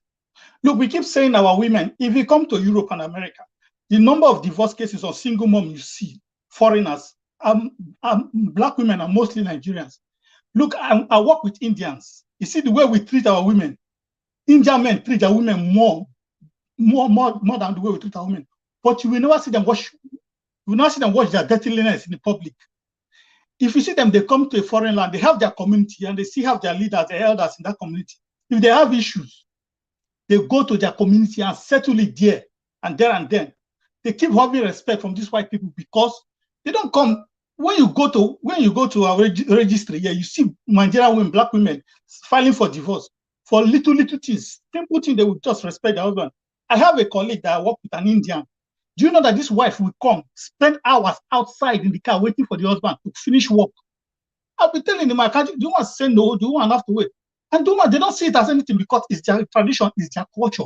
But when it comes to us, when we go over there, we start to change. The woman will start to want to wear short trousers like you. I'll tell you, this is the thing. So there's some tradition we don't bend. We keep to it. That is where we command respect from the outside world. But when you start every little thing, you say, no, it's barbaric, it's this. Our problem is that we are too confrontational. If there's a Mr. tradition, if Goodman, there's a law, Mr. Goodman, why so you are saying that the tradition on this, on the ah, on widows should continue. The rights no, that they no, have to go that's why through I say should stay. some. And not that's why some are bad. But what I'm saying is, if there's a tradition we don't like, if there's tradition we don't like, we don't accept. You understand me? It's us. We should come together and say, okay, let's fix this tradition. But not keeping quiet. Then when you form victim of that tradition, you want to go against it. Then when you get the punishment, you start complaining that it's bad, it's evil. No, we've grown now. We see that this tradition is bad. Why can't we now come together and say, no, we don't want the tradition anymore and change it? Not that we keep quiet. That's what is wrong with Nigeria. Like what is happening in Nigeria now. There's problems. So wants to come out and change that problem. We keep quiet. And when we fall victim of that problem, we start breaking that. We know this tradition is bad. Why not stand up now and change the tradition? We keep quiet. Then when we fall victim of that tradition, we start complaining it's barbaric. That is what I'm saying. Tradition, people evolve. People evolve. We come to this world, we met our tradition. If we don't like it as our generation, we as this generation, we say, okay, we want to change tradition. We change it, but not we keep it quiet to the tradition.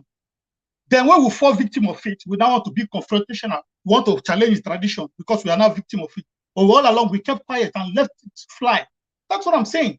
It's not that that widow one is completely bad. We should kick against it and come and change it. But not just leave it like that. Then when somebody falls victim, a woman falls victim, we start saying that these people are wicked, these people are bad. But we know it is bad, but we kept quiet until somebody falls victim. That's what I'm saying. Tradition is bent to, it's not static. It cannot be static. It changed. Even in Europe, they used to kill women. They call them witches. They burn them. They burn them in public. Women. But they change it. So it's the same thing. We need to change. Don't just come and say our own is evil. We come in public to kill our tradition. Say we're evil, it's barbaric. Jesus said this. We should not do this. Jesus, who tell you? What are we saying? We don't come and wash our dirtiness in public. We should solve our tradition and change it. Not come and tell you the whole world that we are bad. That's why this colonial master, this slave trade, they tell us our forefathers are primitive, that they don't wear clothes. Who told you clothes? Not wearing clothes made you a primitive person. When you came into this world, did you come with clothes? Our ancestors, they didn't put on clothes because they have the best weather. Why would they wear clothes? In Europe, they start wearing clothes because of the harsh weather. That's how they became to invent clothes to cover themselves of cold. But when you come to our region, we don't have cold. Why should they? Okay, if you are saying not putting on clothes is primitive, if you come to summer in Europe here, they go naked. Are you going to say they are primitive? Because their weather don't deserve clothes at that point. So when you come to our place, they tell us our ancestors are primitive. They don't have clothes because they are primitive. Who told you not putting on clothes is being primitive? So when that person say women are dancing naked, who told you it's bad? It's their tradition. It's their tradition. Europe here, people go naked on the street, walk naked. They say they do carnival, they walk naked, but we don't see it as primitive. But when it's Africa, we say it's primitive. No, this is what I'm saying. We should treasure your tradition, but those bad ones, we should try and stop it and change it the way it suits us. Not when women come to Europe, they want to pierce same trouser with you. When they don't do it back home, they say opportunity. Yeah, I can talk here. No, you maintain it. This is problem. When we come to Europe and America, we split ourselves, we go different places. But when you see this Asia, they come to a place, they find a community. They all live in the same community. So they will maintain their tradition. So the white people will still give them that respect. But our own small right. we run to court, we have for divorce. Black people divorce. How will they respect you? Mr. Goodman, I have two questions for you, right? Mr. Van, please quickly ask your question. I don't know if the last speaker is from the Igbo extraction. I would have loved to ask him a question, or Brother Onoche can answer the question for me, sir. All right, then go ahead and ask. Now, yeah, how much is Osu caste system practiced in the present Igbo land? It has been abolished. It has been abolished. It has been abolished. It has been abolished. I am officially abolished. Yeah, that's what I'm saying. It has been abolished now. So that's what I'm saying. We change things. Not that we just come and say, hey, we leave it when it comes to victims. We start saying it's barbaric, tradition is evil. Jesus Christ says it's bad. Then we are all going to go to hellfire. No, it's not what we change it.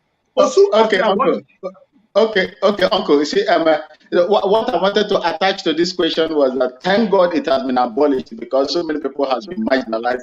Women denied marriages and husbands, because of a Osu caste system that is being practiced in those days over there. Then the other one is that I want to respond to Brother Nice. See, before Christ came, before religion came, we had our tradition. We had what they call in Igbo land Nso Ana. That is things that you don't do. There are things you don't do. Those handlers at that time corrupted most of those things and made them look ugly in the sight of people as they were practicing it that time, because people were not that, able to reason and think for themselves. But today they are thinking. Before religion came, you see, the same way they adulterate the Christianity that we are talking about today. Look at the system of Christianity that is going on all over, especially in Ghana and Nigeria. Is that what it was in those days? No, it has been indoctrinated. It has been, corrupted. That was how the tradition was corrupted in those days. As we go this line of phasing out those bad practices, that is what we should do, not to condemn them all. After all, Jesus Christ, when he came, he did not condemn the tradition. He didn't condemn tradition of the Jewish people. He did not. Thank you. All right. Thank you, Mr. Van Maxwell. Thank you, Mr. Goodman, for your submission. Mr. Onoche. Yes, Mr. Onoche. Yeah, please. The previous speaker, he said people walk naked. We are in Europe, do people walk naked? There is exclusive place you can walk naked by the beach. Because if you do it in the city, you'll be arrested. Mr. Noche, wait, you've not seen carnival on the street. You, where are you? Hold on. That is carnival. Once in a year is done. Carnival. They don't even go naked. They wear a costume. It's not naked. They dress well, right? But we have nude beaches here where you can go completely naked in the nude beach. Yes, but if you go to the beach that is not nude, you will be arrested and cuffed. What are you saying? You will not seen. You will not seen. Not resist. You will not see rally, naked rally in Europe, in UK. Here, UK, I'm saying naked rally. People I've gather stayed in UK now for 10 years, and I've been coming here since 1983. Oh my God! This is life. I'm not telling you. I'm not telling you. Mr. Goodman. I witnessed Mr. Goodman. Life. Mr. Goodman. I saw them in Australia. That one is a protest. It is a protest. No, this is not a protest. This is not a protest. Mr. Goodman. Where you live in the UK, please? I live in London. This is the problem. You see what I'm saying? The white people is fine, but black one is evil. You see, the white one is okay. The black is bad. Mr. Goodman. This is what I'm saying. Mr. Goodman is brother nice. I want to tell you, try to differentiate tradition from immorality. Don't mix them together. They are different. Young girls come out and dance naked. Is it immorality? Is it not the same thing? What is immorality there? There are people don't see the people of that community don't see it as immorality. It's you from outside that see it as immorality. But to them, street things, they dance for you. If you have it is their culture. It's you from outside seeing it as immorality. To them, they're happy. They're happy about it. Why are you saying this? It's you. It is their own culture. They don't see it as immorality. When you came into this world, you didn't come with clothes. It be like you they enjoy that nakedness, Mr. Goodman. They do it because they don't have money to buy clothes. No, what I'm saying. They don't have money to buy clothes. No, even in South Africa, even in South Africa today, there's a festival that we do. You will see young girls coming out, bare chest, dancing. What are you saying? Yes, in Natal. All right, gentlemen. Because Nigerian men cannot control themselves. They see naked women. That's why they're talking. This is why. Okay, all right. Thank you for your submissions, gentlemen. Guys, welcome to the chat. On the chat, sorry. No, Mr. Jonathan, I was in festival 2 days ago here in London, not here. I was there. I didn't see anybody naked, mind you. I was there 2 days ago, Monday, adult festival. All right, Mr. Jonathan. But Mr. Jonathan, please, you do not interrupt me, please, because I'm giving out submissions. Guys, this is the chat, and this is where we have our family roundtable. Trust me, this family meeting, it sometimes does not get uninterrupted, and just about anything can come out. So yeah, we get to learn, we share ideas, and even better, we have people from all over the globe, come in, they bring in what they see, what's happening at their own hand, and we mix it and see how we can even make home a better place. But if there is one thing that is consistent in everybody's submission, is this our barbaric tradition of stigmatizing widows. It needs to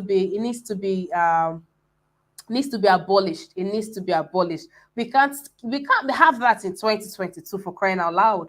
We can't have all of that. That's goodness gracious. So please, if you're here, you're watching, welcome to the broadcast once again. Please take out a minute to like the broadcast, share, invite someone. Please subscribe to our YouTube channel and also turn on the notification bell. In the comment section to the right, you have the $sign, and now will be about a good time. To support us, and to everyone that has graciously donated today. Massive thank you to each and every one of you. Thank you so very much. Okay, IPOB of San Diego, you guys should please try to keep your name easy to pronounce. Good afternoon, good evening to you, sir. Please unmute your mic.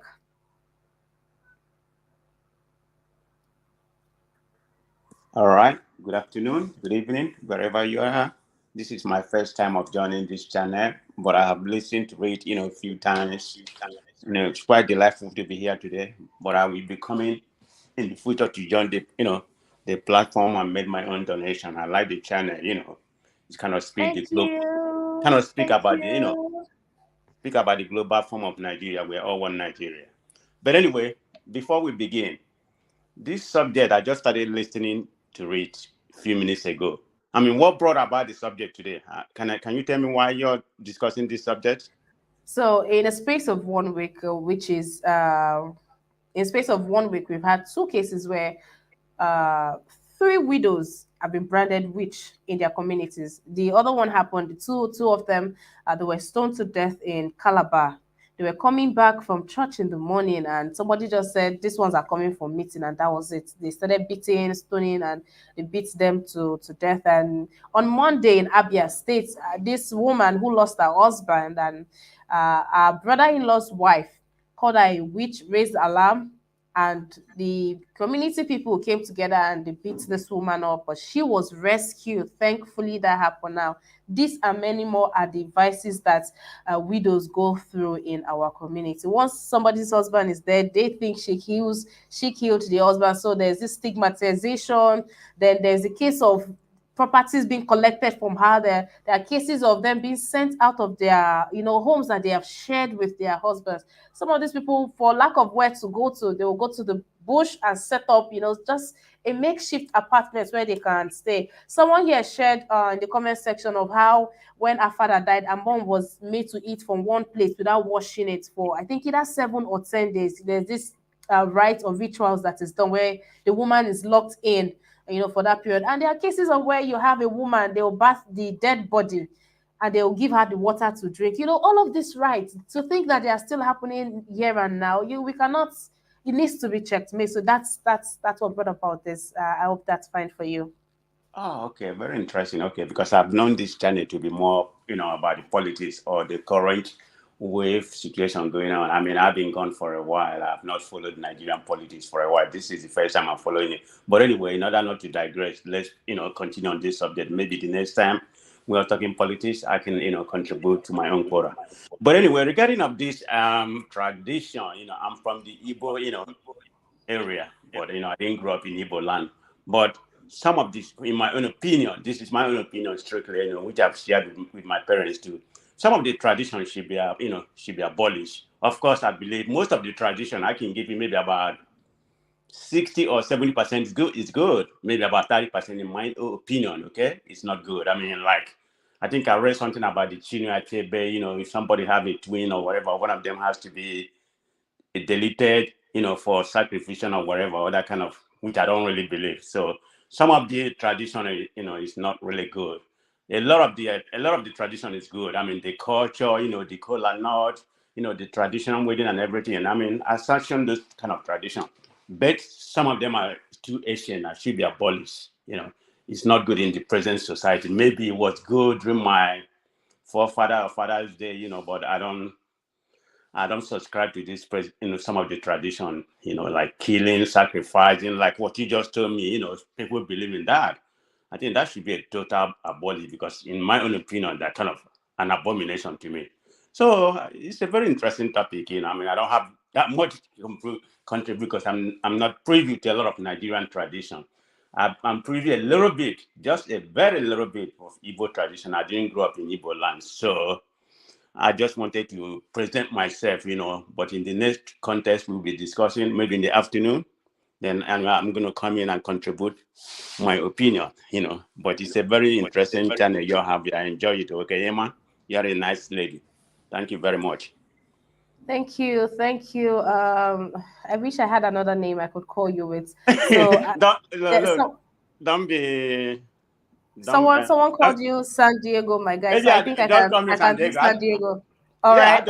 I just put the IPOB something just to, Okay, just to make a it's just case. long. It's Yeah, it's just not. long. I don't have a problem with the names. It's just long for me to pronounce. All right. Thank you very much. We have the newspaper review Monday to Saturday, 10 a.m. Nigerian time, all through to 11 a.m. Nigerian time. But my panelist just has a way of making me extend to sometimes 11:30 or even 12, depending on how dicey it is. And then we have the chats. The chats we talk about not politics per se. We talk about other fundamental issues, lifestyle, social spirituality, everything. We bring it down here on the chat. And the chat is Mondays, Wednesdays, and Fridays, 1 p.m. through to 3 p.m. Nigerian time.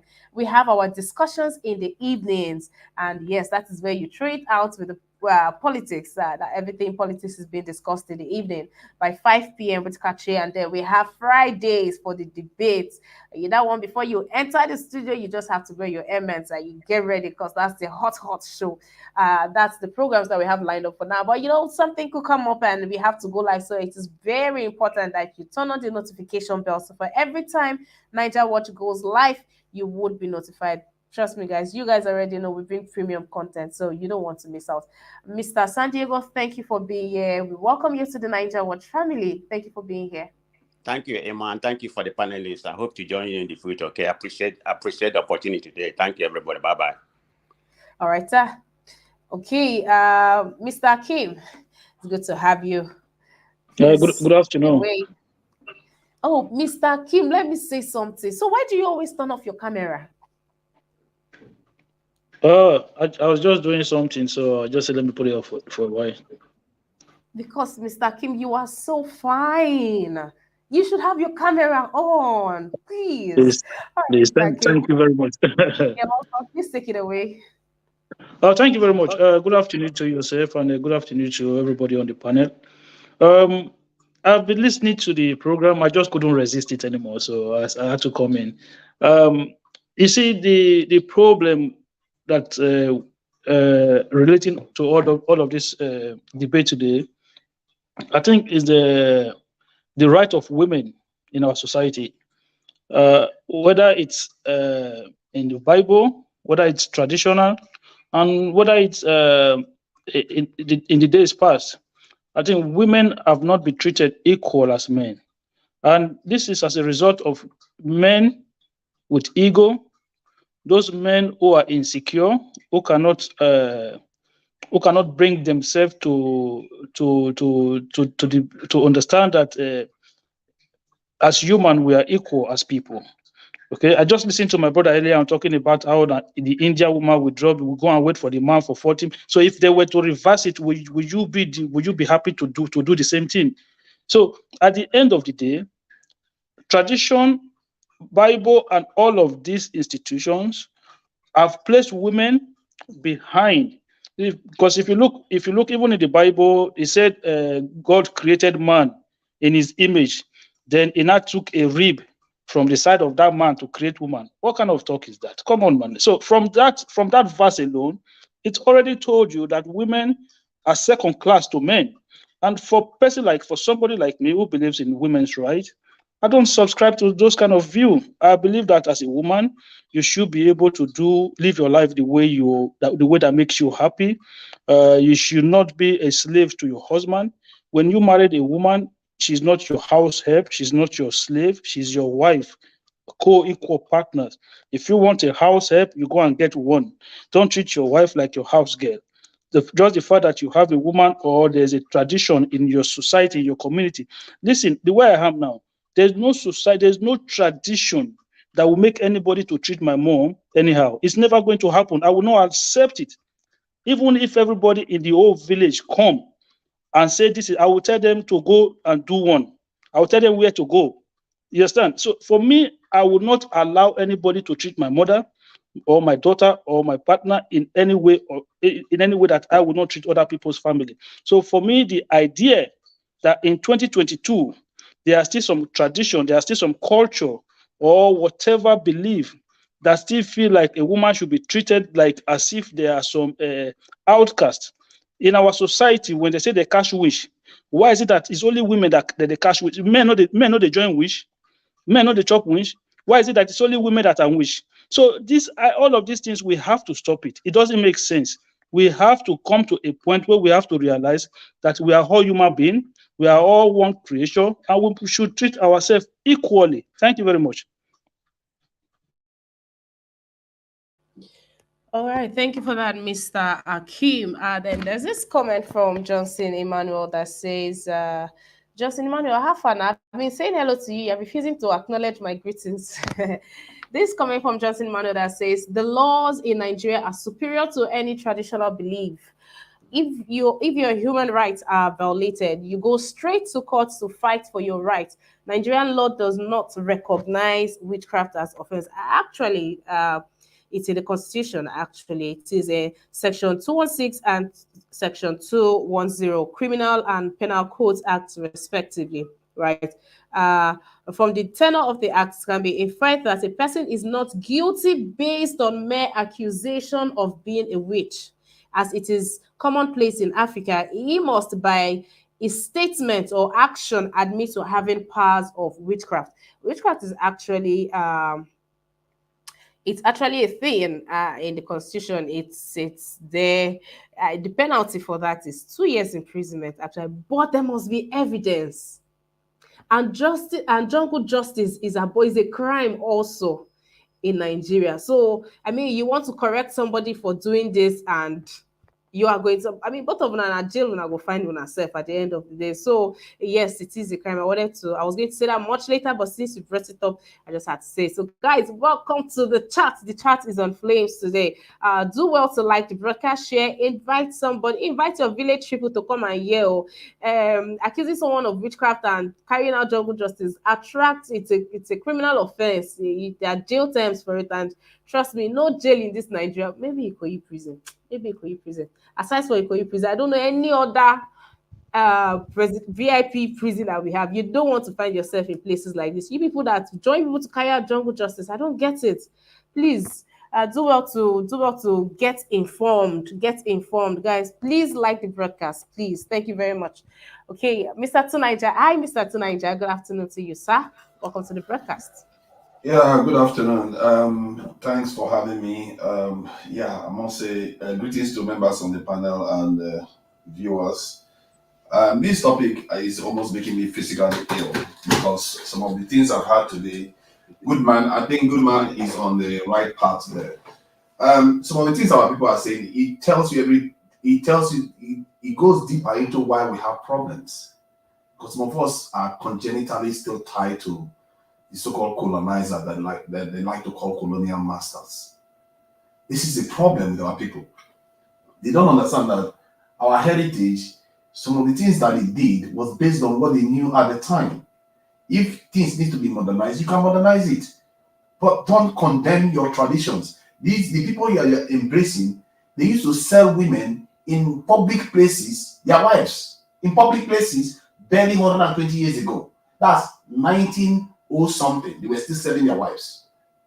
Selling. They were burning people on the stake just because they thought they were witches, or because they thought they were Catholic or Protestant. They were burning people on the stake for that. That one is not even based on this. Just the moment you say you don't worship Catholic God, oh, the Protestant will burn you on the stake, vice versa. They did all kinds of barbaric things. I mean, if you think that the society here, even in the UK, and that's what's surprising me with Onoche, or I don't know what his name is, he's in the UK. They have a class system in the UK here right now. And you're talking about those two. They have a class system that good luck going to become an aristocrat. The tax system that they had here in the UK was for the poor people. That's where they started it from. They had what they call debt jails. If you owe money, you go to jail for owing money or owing tax. They don't know all the brutality. They used to even try animals. Some of the maddest laws in the world were perpetrated in the West here. Because they sanitize it now and clean it up, and the civilizing effect that happened to them came from Africa in the first place. You know, many people are regretting now that the Moors should never have invaded Europe and taught them how to wipe their backside. Because the plague was killing them repeatedly. What have you ever heard of the Black Plague in Africa? Have you ever heard of a time when half of the population was completely decimated by these diseases? That's what used to wipe them out. Until the Moors went there, woke them up, and then they followed us straight back into Africa, and that was our doom. And now, these people have rejected everything that gave them life and gave them up to today, and now they are praising another man's God. Mr. Nice actually talked about the Christian faith like it's a kind of divine God. How can we be like this and you expect to become free?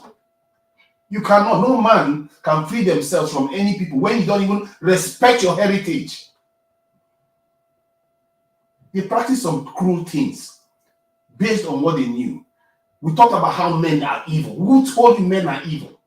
Or they are wicked people? Or you don't understand why people do what they do. Most men in this life, 40% go on to reproduce versus 80% of women. Does that look like a people that are having fun? Do you know the stress men go through in life? They don't go on to have children. 60% of them die without having children. Before now. There are reasons why things are put in place then to check certain things. Look at what is going on in Europe right now and in the West. 80% of women are 80 times when there's a divorce, 80% of it is triggered by the women. How can you explain that? Is it that those men that they used to be before suddenly have turned to monsters? As a matter of fact, they are nicer now. The men are nicer now. Why are the women kicking them out more? You people don't understand how societies function, and we just say things. And when we say this, what makes me ill about it is that we are cursing our own forefathers. We are cursing our own people, and sometimes we don't qualify it. Like what a good man did. He said some of the things that are not good anymore, that we know clearly are not good, you remove them. The ones that are good, you keep them and protect them. Because there is a reason why we are here today. There's a reason why he actually said it, why God put us here today, put us here. You can't just say everything we have been doing is just all evil. Those things that those people went and did and attacked women, clearly that is stupid behavior. There are so many things Nigerians do that are not good. But you can't say just because of that, oh, we are evil. Some of them were even thanking God that they were born in Western countries. I don't get that mentality. If those people that build the Western country that you are living in right now, if you know what they went through, to get to where they are now, the work they had to put in, that we keep crying as if we are suffering, we don't even know.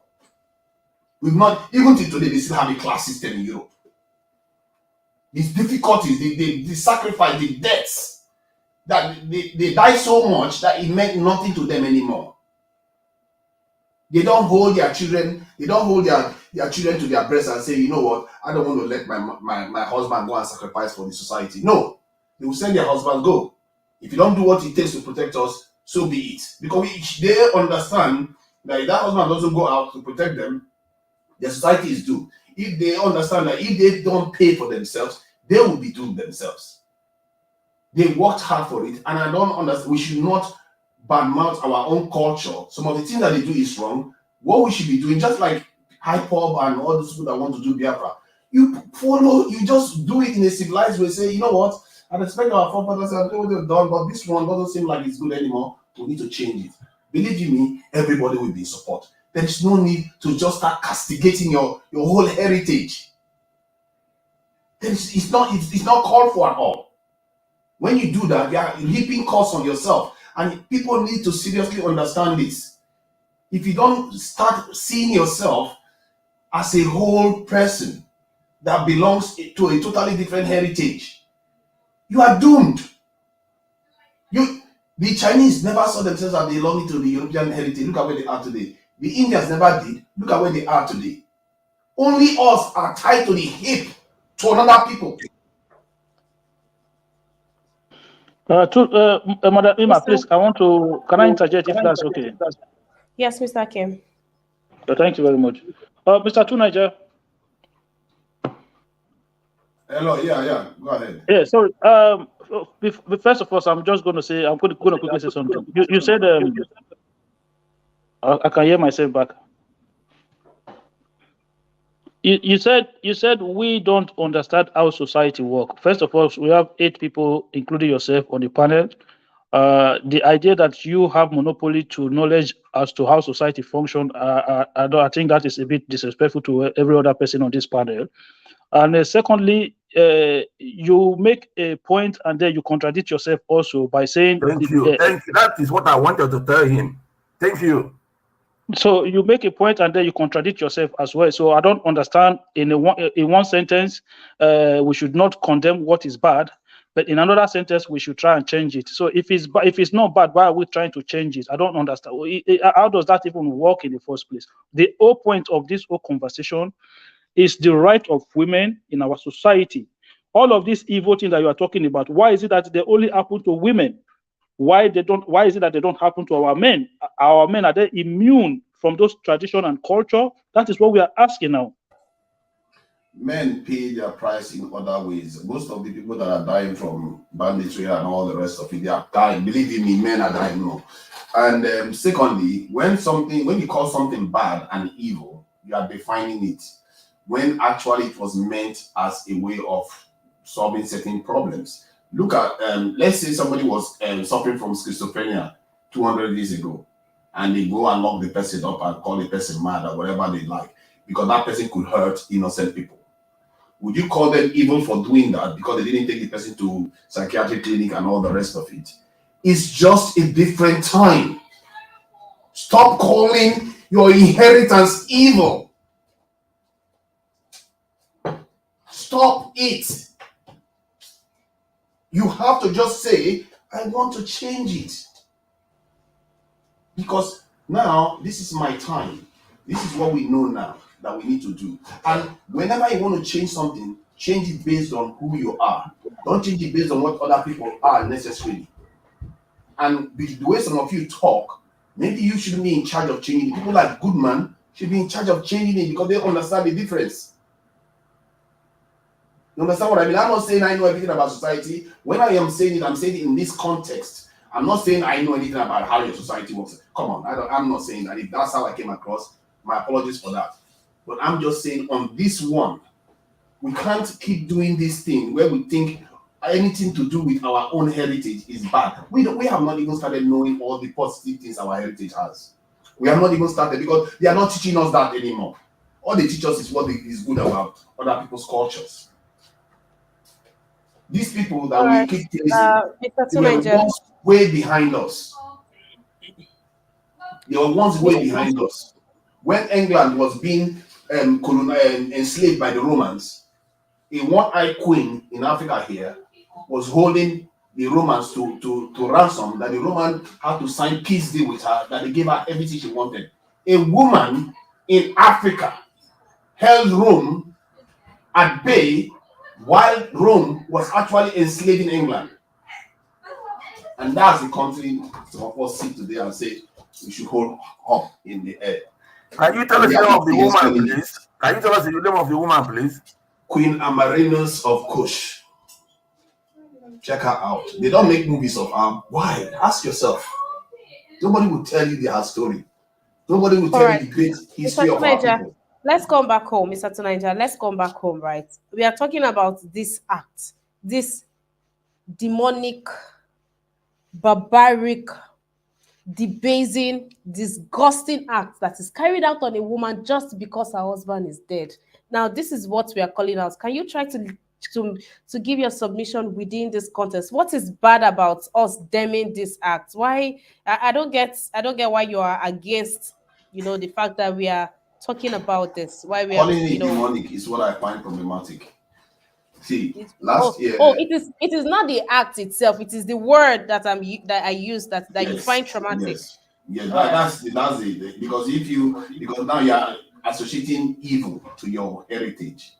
I mean, come on. Yes, it is. When you bath a dead, you bath someone who is dead and give the water to somebody that is alive to drink. Come on. Because you understand. I wish you was you said demonic. Will you sit down? Let's personalize this question, Mr. T. I mean, the likes of I think it's Mr. Jonoche that said he would, or Mr. Kim that said he will not sit and watch his mother. Come on. Will you? Because it is tradition, you will sit and watch your mom or your sister go through something like that? Like I said, or even if you don't even know the person. See, we can use our feelings, but if you start cursing what your forefathers did without fully understanding the context, then you are placing a curse on yourself. Because this is why I keep saying this. You don't see, last year, a Haiti president died in his office with the guards sitting there. Nothing happened there, no scratch. They killed him and they bulleted him all over the place. He died. And I asked myself, if this was when If your leader died, all the people around there will be buried with that leader. Guess what? That leader would still be alive. It tells you that our forefathers had something that they understood about human nature. We Ima, think we know everything, but we don't. Those people, if you think those people are stupid, they are not. I've said it hello, before. can I We're To speak? looking for the Nigeria, they most were intelligent stupid. people. They were in most part very stupid. In most Hello, part, Ima, can I very, very See, Ima, stupid. you can All say right, that let's now based on what you gentlemen, are please. exposed to. Please allow him finish. Please allow him finish, please. Let me finish Mr. my Tunaja, point. please wrap up. Please wrap up your Yeah, submission, please. let me finish my point. So when you start saying your forefathers were stupid, you see that kind of terms that they are using. But they will not call Europeans stupid. They will call us stupid. This is the inferiority complex. We are racially, if we have inferiority complex racially, that's why we hate everything to do with our own things. When our forefathers did something based on what they knew at that time, remember they knew human beings more than they knew other technologies. They are reacting to situations that they find themselves. Europeans, they used to eat each other like as if it's nothing because they were reacting to the situation they found themselves. We can't just be doing this in where we calling it demonic, evil. You are invoking things associated with your tradition as demonic and evil. Like I said, if a psychiatric person is taken All into right, Mr. this, Tunaja, wrap up your let me finish the submission, point, please. please. This point is important. If a psychiatric person is taken to somewhere to prevent him from killing other people before, would you call that thing demonic and evil now? Because the treatment that they gave the person then was very barbaric, because they didn't understand it. If they didn't understand something properly, you don't go on from there and say your forefathers were demonic and evil. You can say maybe the act, we need to change it because Um, it's just an uh, act. Mr. Tunaja, it seems you just want to hold on to what you're holding on to. I am talking about the act.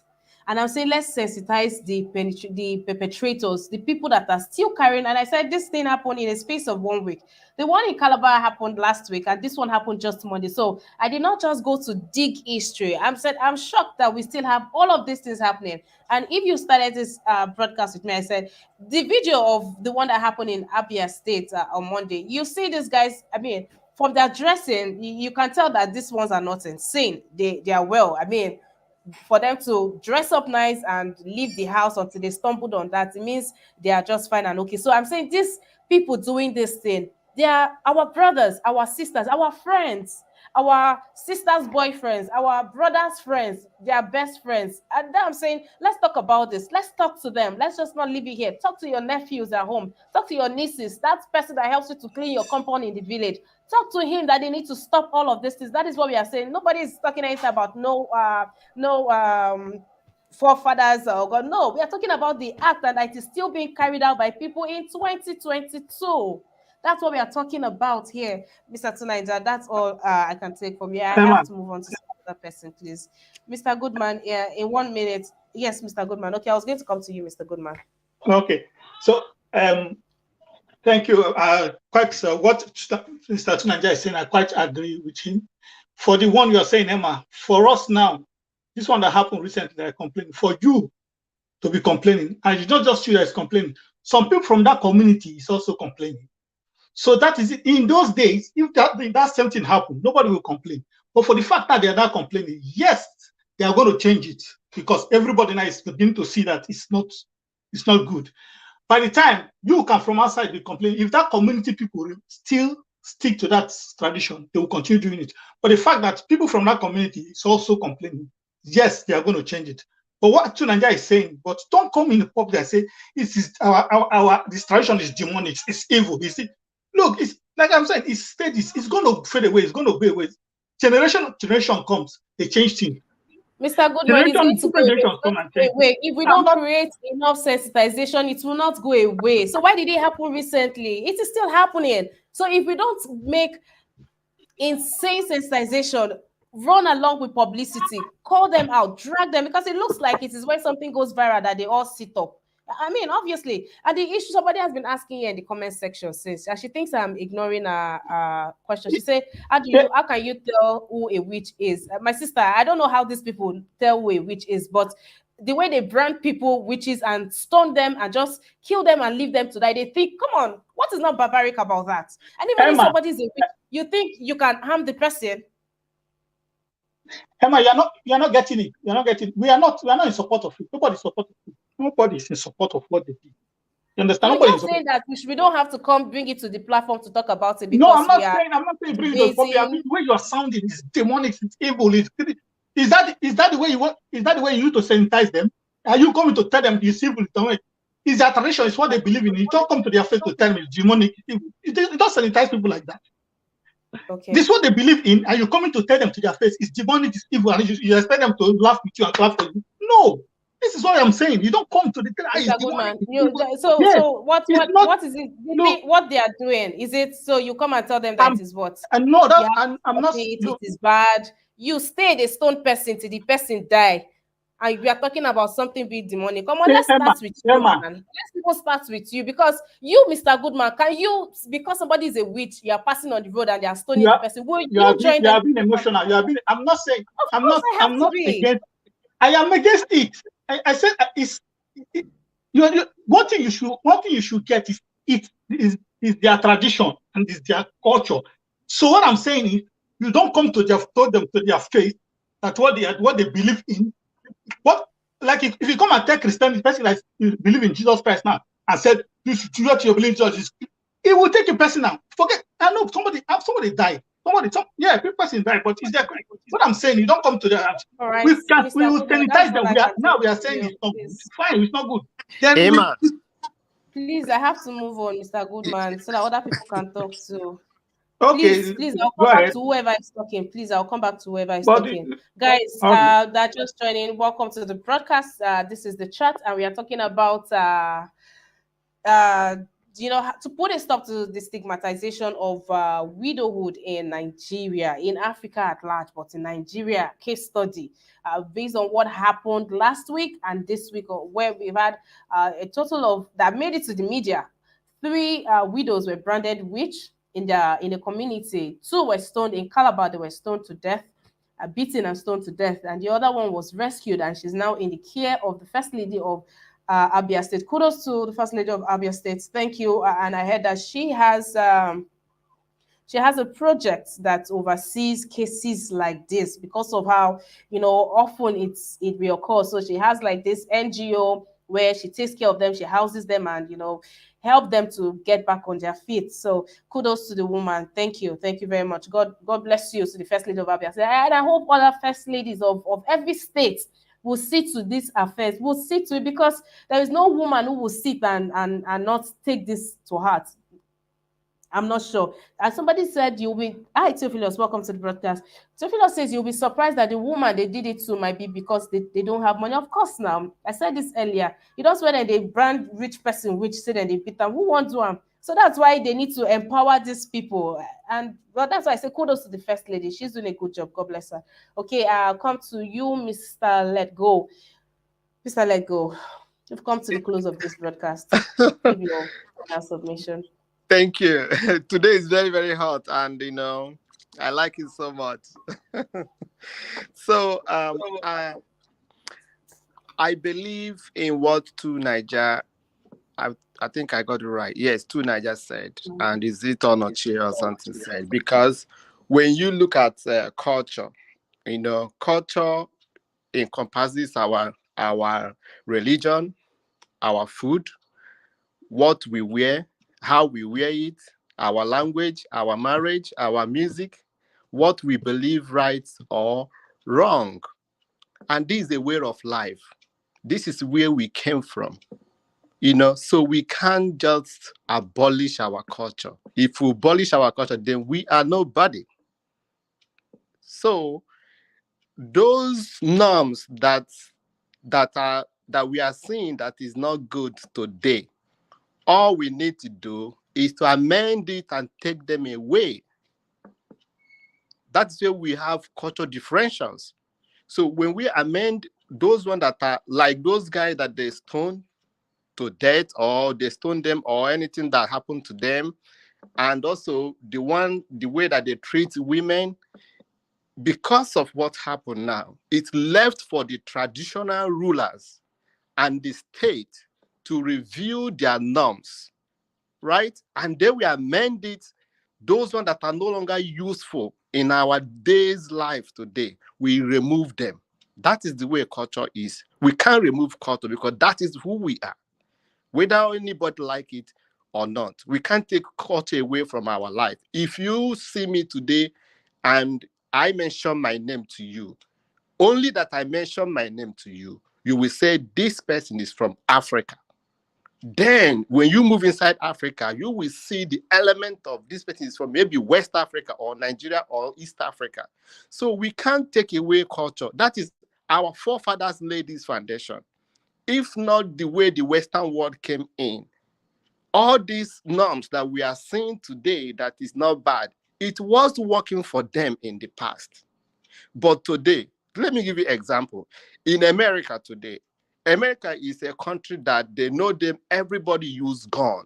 Everybody use gun in their pocket, wherever they are defensive, right? But today, America are using those guns now to commit crime, to kill innocent people. What is their government doing? Their government now review that law and say, we are going to ban this rifle that they use. So that's what they are doing now. So the same way it works in our own culture, those values, those norms that are no longer effective today, all our people need to do, assemble together and take it away. And we will continue to amend this, our culture, our norms, until who knows the generation that will come and say, so we are going to leave it in this way. So that's all I have to say. We can't take culture away from our life. That is who we are today. Because I can see a Bini person here. I can see a Do person, an Imo person, an Abia State person. You can identify that is the only way we can identify who we are. We can't take culture away from our life. Thank you. All right, Mr. Lego. Thank you. Thank you for your submission. Thank you for all that you have done here today. Thank you for being with me from the morning show till this time. Thank you. I really do appreciate each and every one of you. But I'd like to clear the air, right? This broadcast is not to call for the reform of our traditions and culture. This is me highlighting this act. If you check the topic, it says that we need to put a stop to the stigmatization of widowhood. It is hard enough being a widow. It is very, very, very hard. And I'm speaking for the middle class or the lower class. I don't know the category, but I'm sure you have an idea. This set of people who can't afford, like this set of people that the family will chase out and they have to go have a makeshift building in the forest. Some are living in uncompleted buildings till today as I speak. Some are still out there. You have the children hawking all sort of things. They are doing all sort of things to survive, send the children to school. And the woman is probably looking on care because the last thing on her mind is to make hair or to buy new clothes. That's why you mostly see people give widows clothes, give them wrappers, let them go and sew, change this one that they've been using for a very long time. And I'm speaking for those class of people. And in whatever class that you find yourself, a woman shouldn't have to go through that. And we are calling out on this tradition or culture as it is. That is what this broadcast is all about. Of course, I don't know the entire tradition, so I cannot call out or damn those other traditions. But you see this one right here, I am damning it. I am damning it in its entirety. I am damning it. Brother Nice, please give your submission. Yeah, thank you once again. I would just like to ask all those our brothers that said this culture is so beautiful, is so wonderful. I will ask them, if you have to put yourself in the place of these women and they tell you guys to drink the water of a dead body, can you be able to withstand that? Can you be able to do that? I don't think any of you can do that. I told you before Brother that Nice. Wait. Brother Nice. I told you. Yes. I told you culture is evil. It should be abolished. That is what I told you guys. Culture is evil. All these women that is subject to, why is it that women are the victim of culture? Why not the men? It's our forefather. Our forefather, you people are talking about introduce it to take advantage of the women. Culture is demonic, it's evil. It should be abolished. That is what I stand for. And Mr. Tunaja, your submission is always flu. You know, you will talk, yes, it's good. And at 2 seconds, you said, yes, it's not good. So your own, I just understand the way you do your submission. It's always flu to me, you know. And Mr. Akim, you say something that God is the one that put women in the second class. You speak about creation, that when God wanted to create the women, he took a ribs for the men. That one is a creation, a spiritual thing. It's above your imagination, above physical things. So if you don't understand it, maybe I don't even know if you're a believer anyway. So if you don't understand it, you don't even need to speak about it, because that is the creation of all humanity. You understand? So we all should respect women, because without women, we will not be existing. No man will exist on this earth. God brought us through women, so we should respect women, and we should not subject any woman to any culture. Thank you. All right, Brother Nice. I believe you're trying to say we should not subject women to, cultures that are debasing or that. That You, degrading, that degrading. Hello, all right. Imash, please, can I Right. have Okay, one Mr. second? Leto. Okay. All right, please. All right, please. Brother Nines, yes, what you said is actually right in some sense, because that is why we learn culture. You know, why do we learn culture? We want to know what these people are doing, so that before you do anything, before you go there. Example, in Nigeria, we have Sharia laws.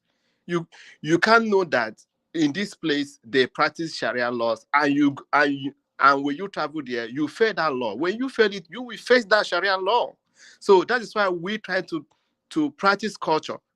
In Singapore today, when they catch you, you carry drugs, what will happen? They will crush you alive. That is their own culture way. So that's why we try to learn culture before we do anything. Women and men, before we do anything, we try to know what those people believe on. Whether you want to marriage or not or anything, you have to try to study to know where you are going and know what you can expect in the future. So that's why we have to always be listening very well and pay attention and do research to know what we are going into. Thank you. All right, Mr. Lego. Yes, so people, that one safe deal I shared with you guys earlier. Ask questions. Okay, when you die, what is the process in your village? What does your family do? You people have masquerade in your family. Ask questions. Know when to dust your slippers and run, my sister, because these things are still there. The man will not be there to protect you. You know, there are people here who say my wife will not go through that. So how will you protect her? How will you protect the children? All right, Mr. Van Maxwell, please. Thank you, Sister Emma. And God bless all our people that have made their contribution. So what I have to say is this. I stand, opposed to any culture that debases the women. God has a reason of creating day and night. God has a reason of creating man and woman. And God has a reason of giving duties to all his creations. All of us have our duties. I cannot bend down and urinate. God has the reason why he made me like that. Women will bend down and urinate. God has a reason. So those cultures that serve their time, serve their purpose in those days, are archaic now. Bring them now, you will go to jail. If I am very close to that woman that they did that thing to in Abia State, where my mother come from, I will send you to jail. You will go to jail for doing such thing. I call it barbaric. Whether it is culture or not, no culture is meant to subjugate anybody. Culture is meant to improve in who you are, your language, and so on and so forth. You see, most of the Nigerian people that we are talking about, especially the Igbos, when you go to them, they are losing their language. That is why you see today they call it what they call English. English. You cannot speak two words in Igbo language without introducing English in it. I speak Igbo because I grew under my mother's hand. These are some of the things. You cannot even protect what you have, but you have the audacity to treat women the way you treat them and orphans, subject them to such kind of inhuman situation. I stand against it. If that person that committed that thing on those women, that widow in Abia State or in is it Akwa Ibom or Cross River State, I will make sure that I act like a civilian policeman, get you and send you to the police for prosecution. Thank you and God bless you. All right, Mr. Van Maxwell. Well, there are reports that the police is on it and arrests are being made. Some of the youth are already fleeing the community, and it's good to see the police swing into action on that. These people need to be brought to book. I mean, in our constitution, it is an offense. It is an offense. See, witchcraft itself is an offense, and jungle justice is also an offense. So, I mean, so why engage in it? Why not leave it to the police? You think somebody is a witch? Take them to the police station. Go and submit your case. But like, if you self go get my there with say make we dey go police station, I won't go report to. These people are playing too much, man. Mr. Onoche, please, your submission.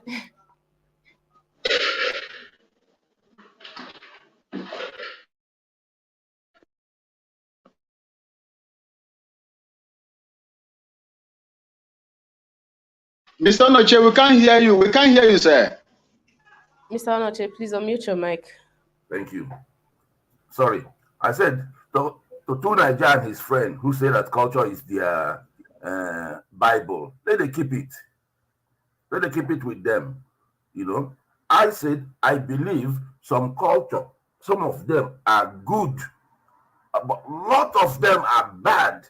How can you see something that is bad? You know it's bad. You refuse to accept it's bad. You say that is how we do it.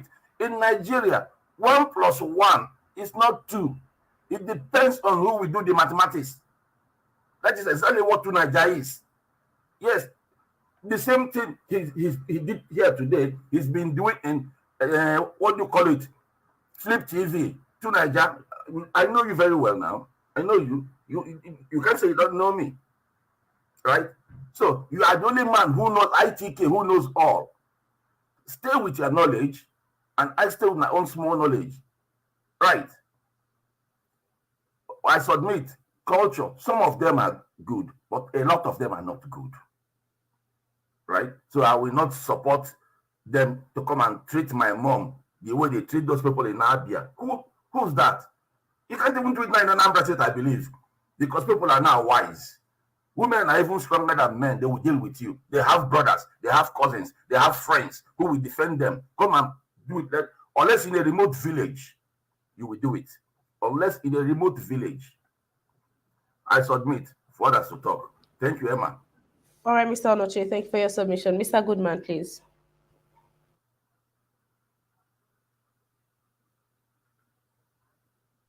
Okay.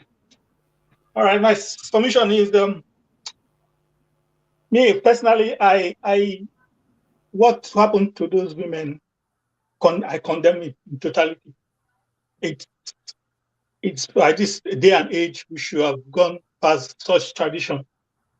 But still, I still maintain some of our traditions should be kept. That's what makes us who we are. We cannot say because we've carried Bible that we'll give up everything. The Bible is, to me, Bible is an European tradition, and we cannot give up our total tradition. But this one that has to do with killing people, harming people, I condemn it in totality. Me personally, I condemn it. And this idea that it's only women that is suffering tradition, men also suffer tradition. As a man, that's something you commit. You'll be banned from this thing. In those days, they used to throw people in the evil forest, isn't it? Those ones changes. You know, if we have kept our tradition up to date, let me be honest, our tradition in those days, women are more protected in those days than now. Women just sit. Women are kept at home, taking care of the home, while men do the hard work. Men do all the hard work, taking care of the family financially. But today, they say because of the hardship, the way the world has been turned around, they want women to go and be sweating the way men are sweating. Women are not supposed to sweat. They're supposed to put their feet up and enjoy the benefit of life. To me, those killing I condemn it, and they should try. Those people in that community, the chiefs, traditional rulers, they should come together and sit and know how to do away with those traditions. That's my take. All right, thank you for that, Mr. Goodman. Thank you to everyone who has participated in this broadcast. This has been quite Have you a finished? I'm not broadcast. sending my piece. So all No, no, everybody no, has. no, no, Mr. Tunaja. I know I can still see you. I want to give a shout out. I'll come back Okay, to you. just check. Tunaja has talked more than 20 minutes. It's okay for him. Shut Now, up. Emma, don't be partial. Don't be partial. You see, even if I take it out Please of his leave to time, Nigeria, he's please. what I'm going to do. Mr. Tunaja, I'll definitely come back to you. Thank you, Joseph Oji. Thank you for being here. And I can see your story. I mean, guys, I've been saying this. If you have something you think you can share or you should share, that's why the number was posted earlier. Just reach out to me on the WhatsApp and, we'll cook up something and bring it here. Bella, Naomi, thank you. And thank you for sharing your experience. Thank you. I mean, so they know that one of us had to, had to witness something like that. Johnson Emmanuel, how far? What's up?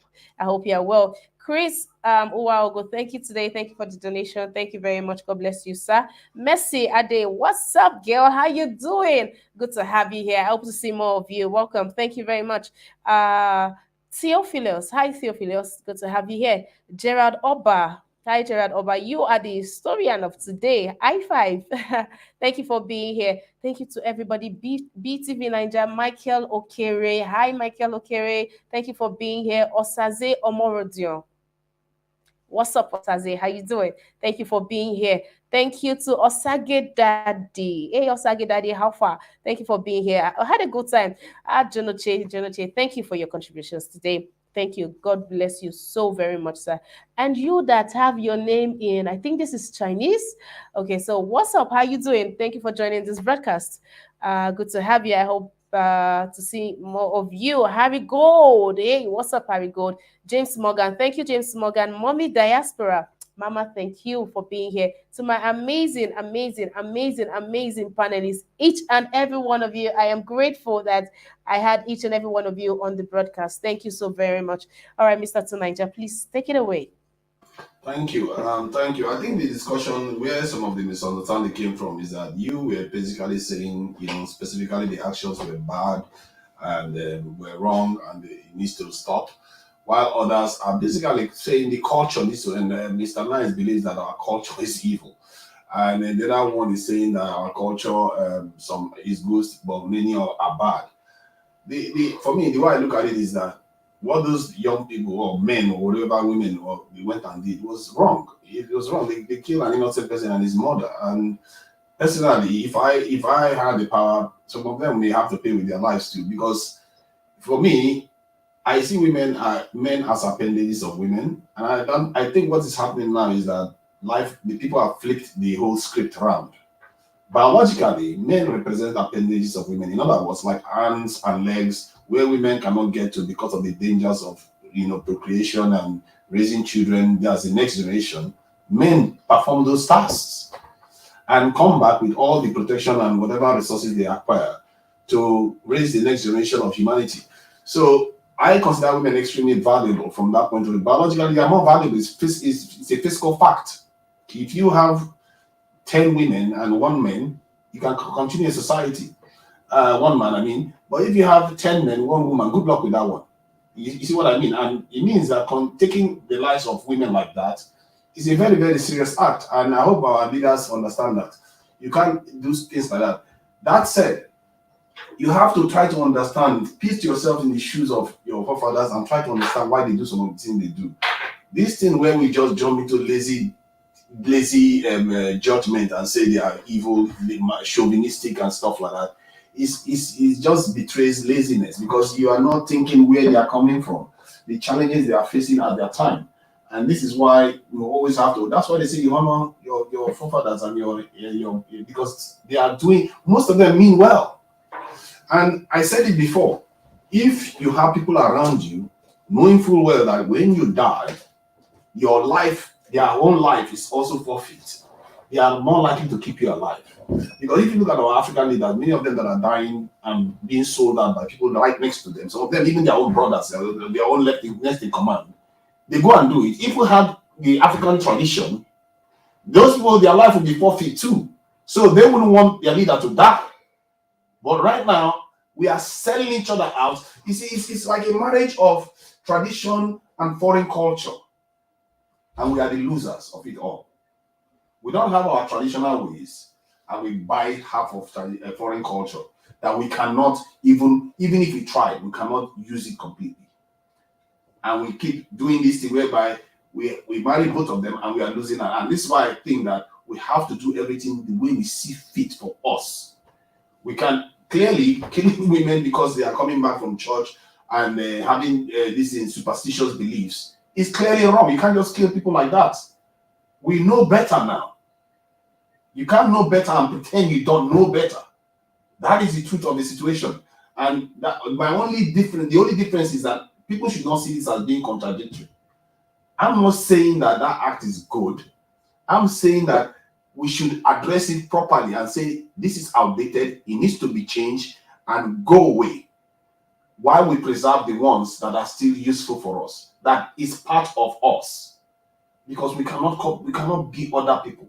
When we try to be other people, it doesn't work for us. And I think there's a level of things that we can learn from our forefathers. Because when I saw that Haitian president die the way he died, not one security guard had a scratch on him. Till today, they cannot explain it. How does the culture become so corrupt that their leader dies, a black nation, their leader dies, they cannot account for it?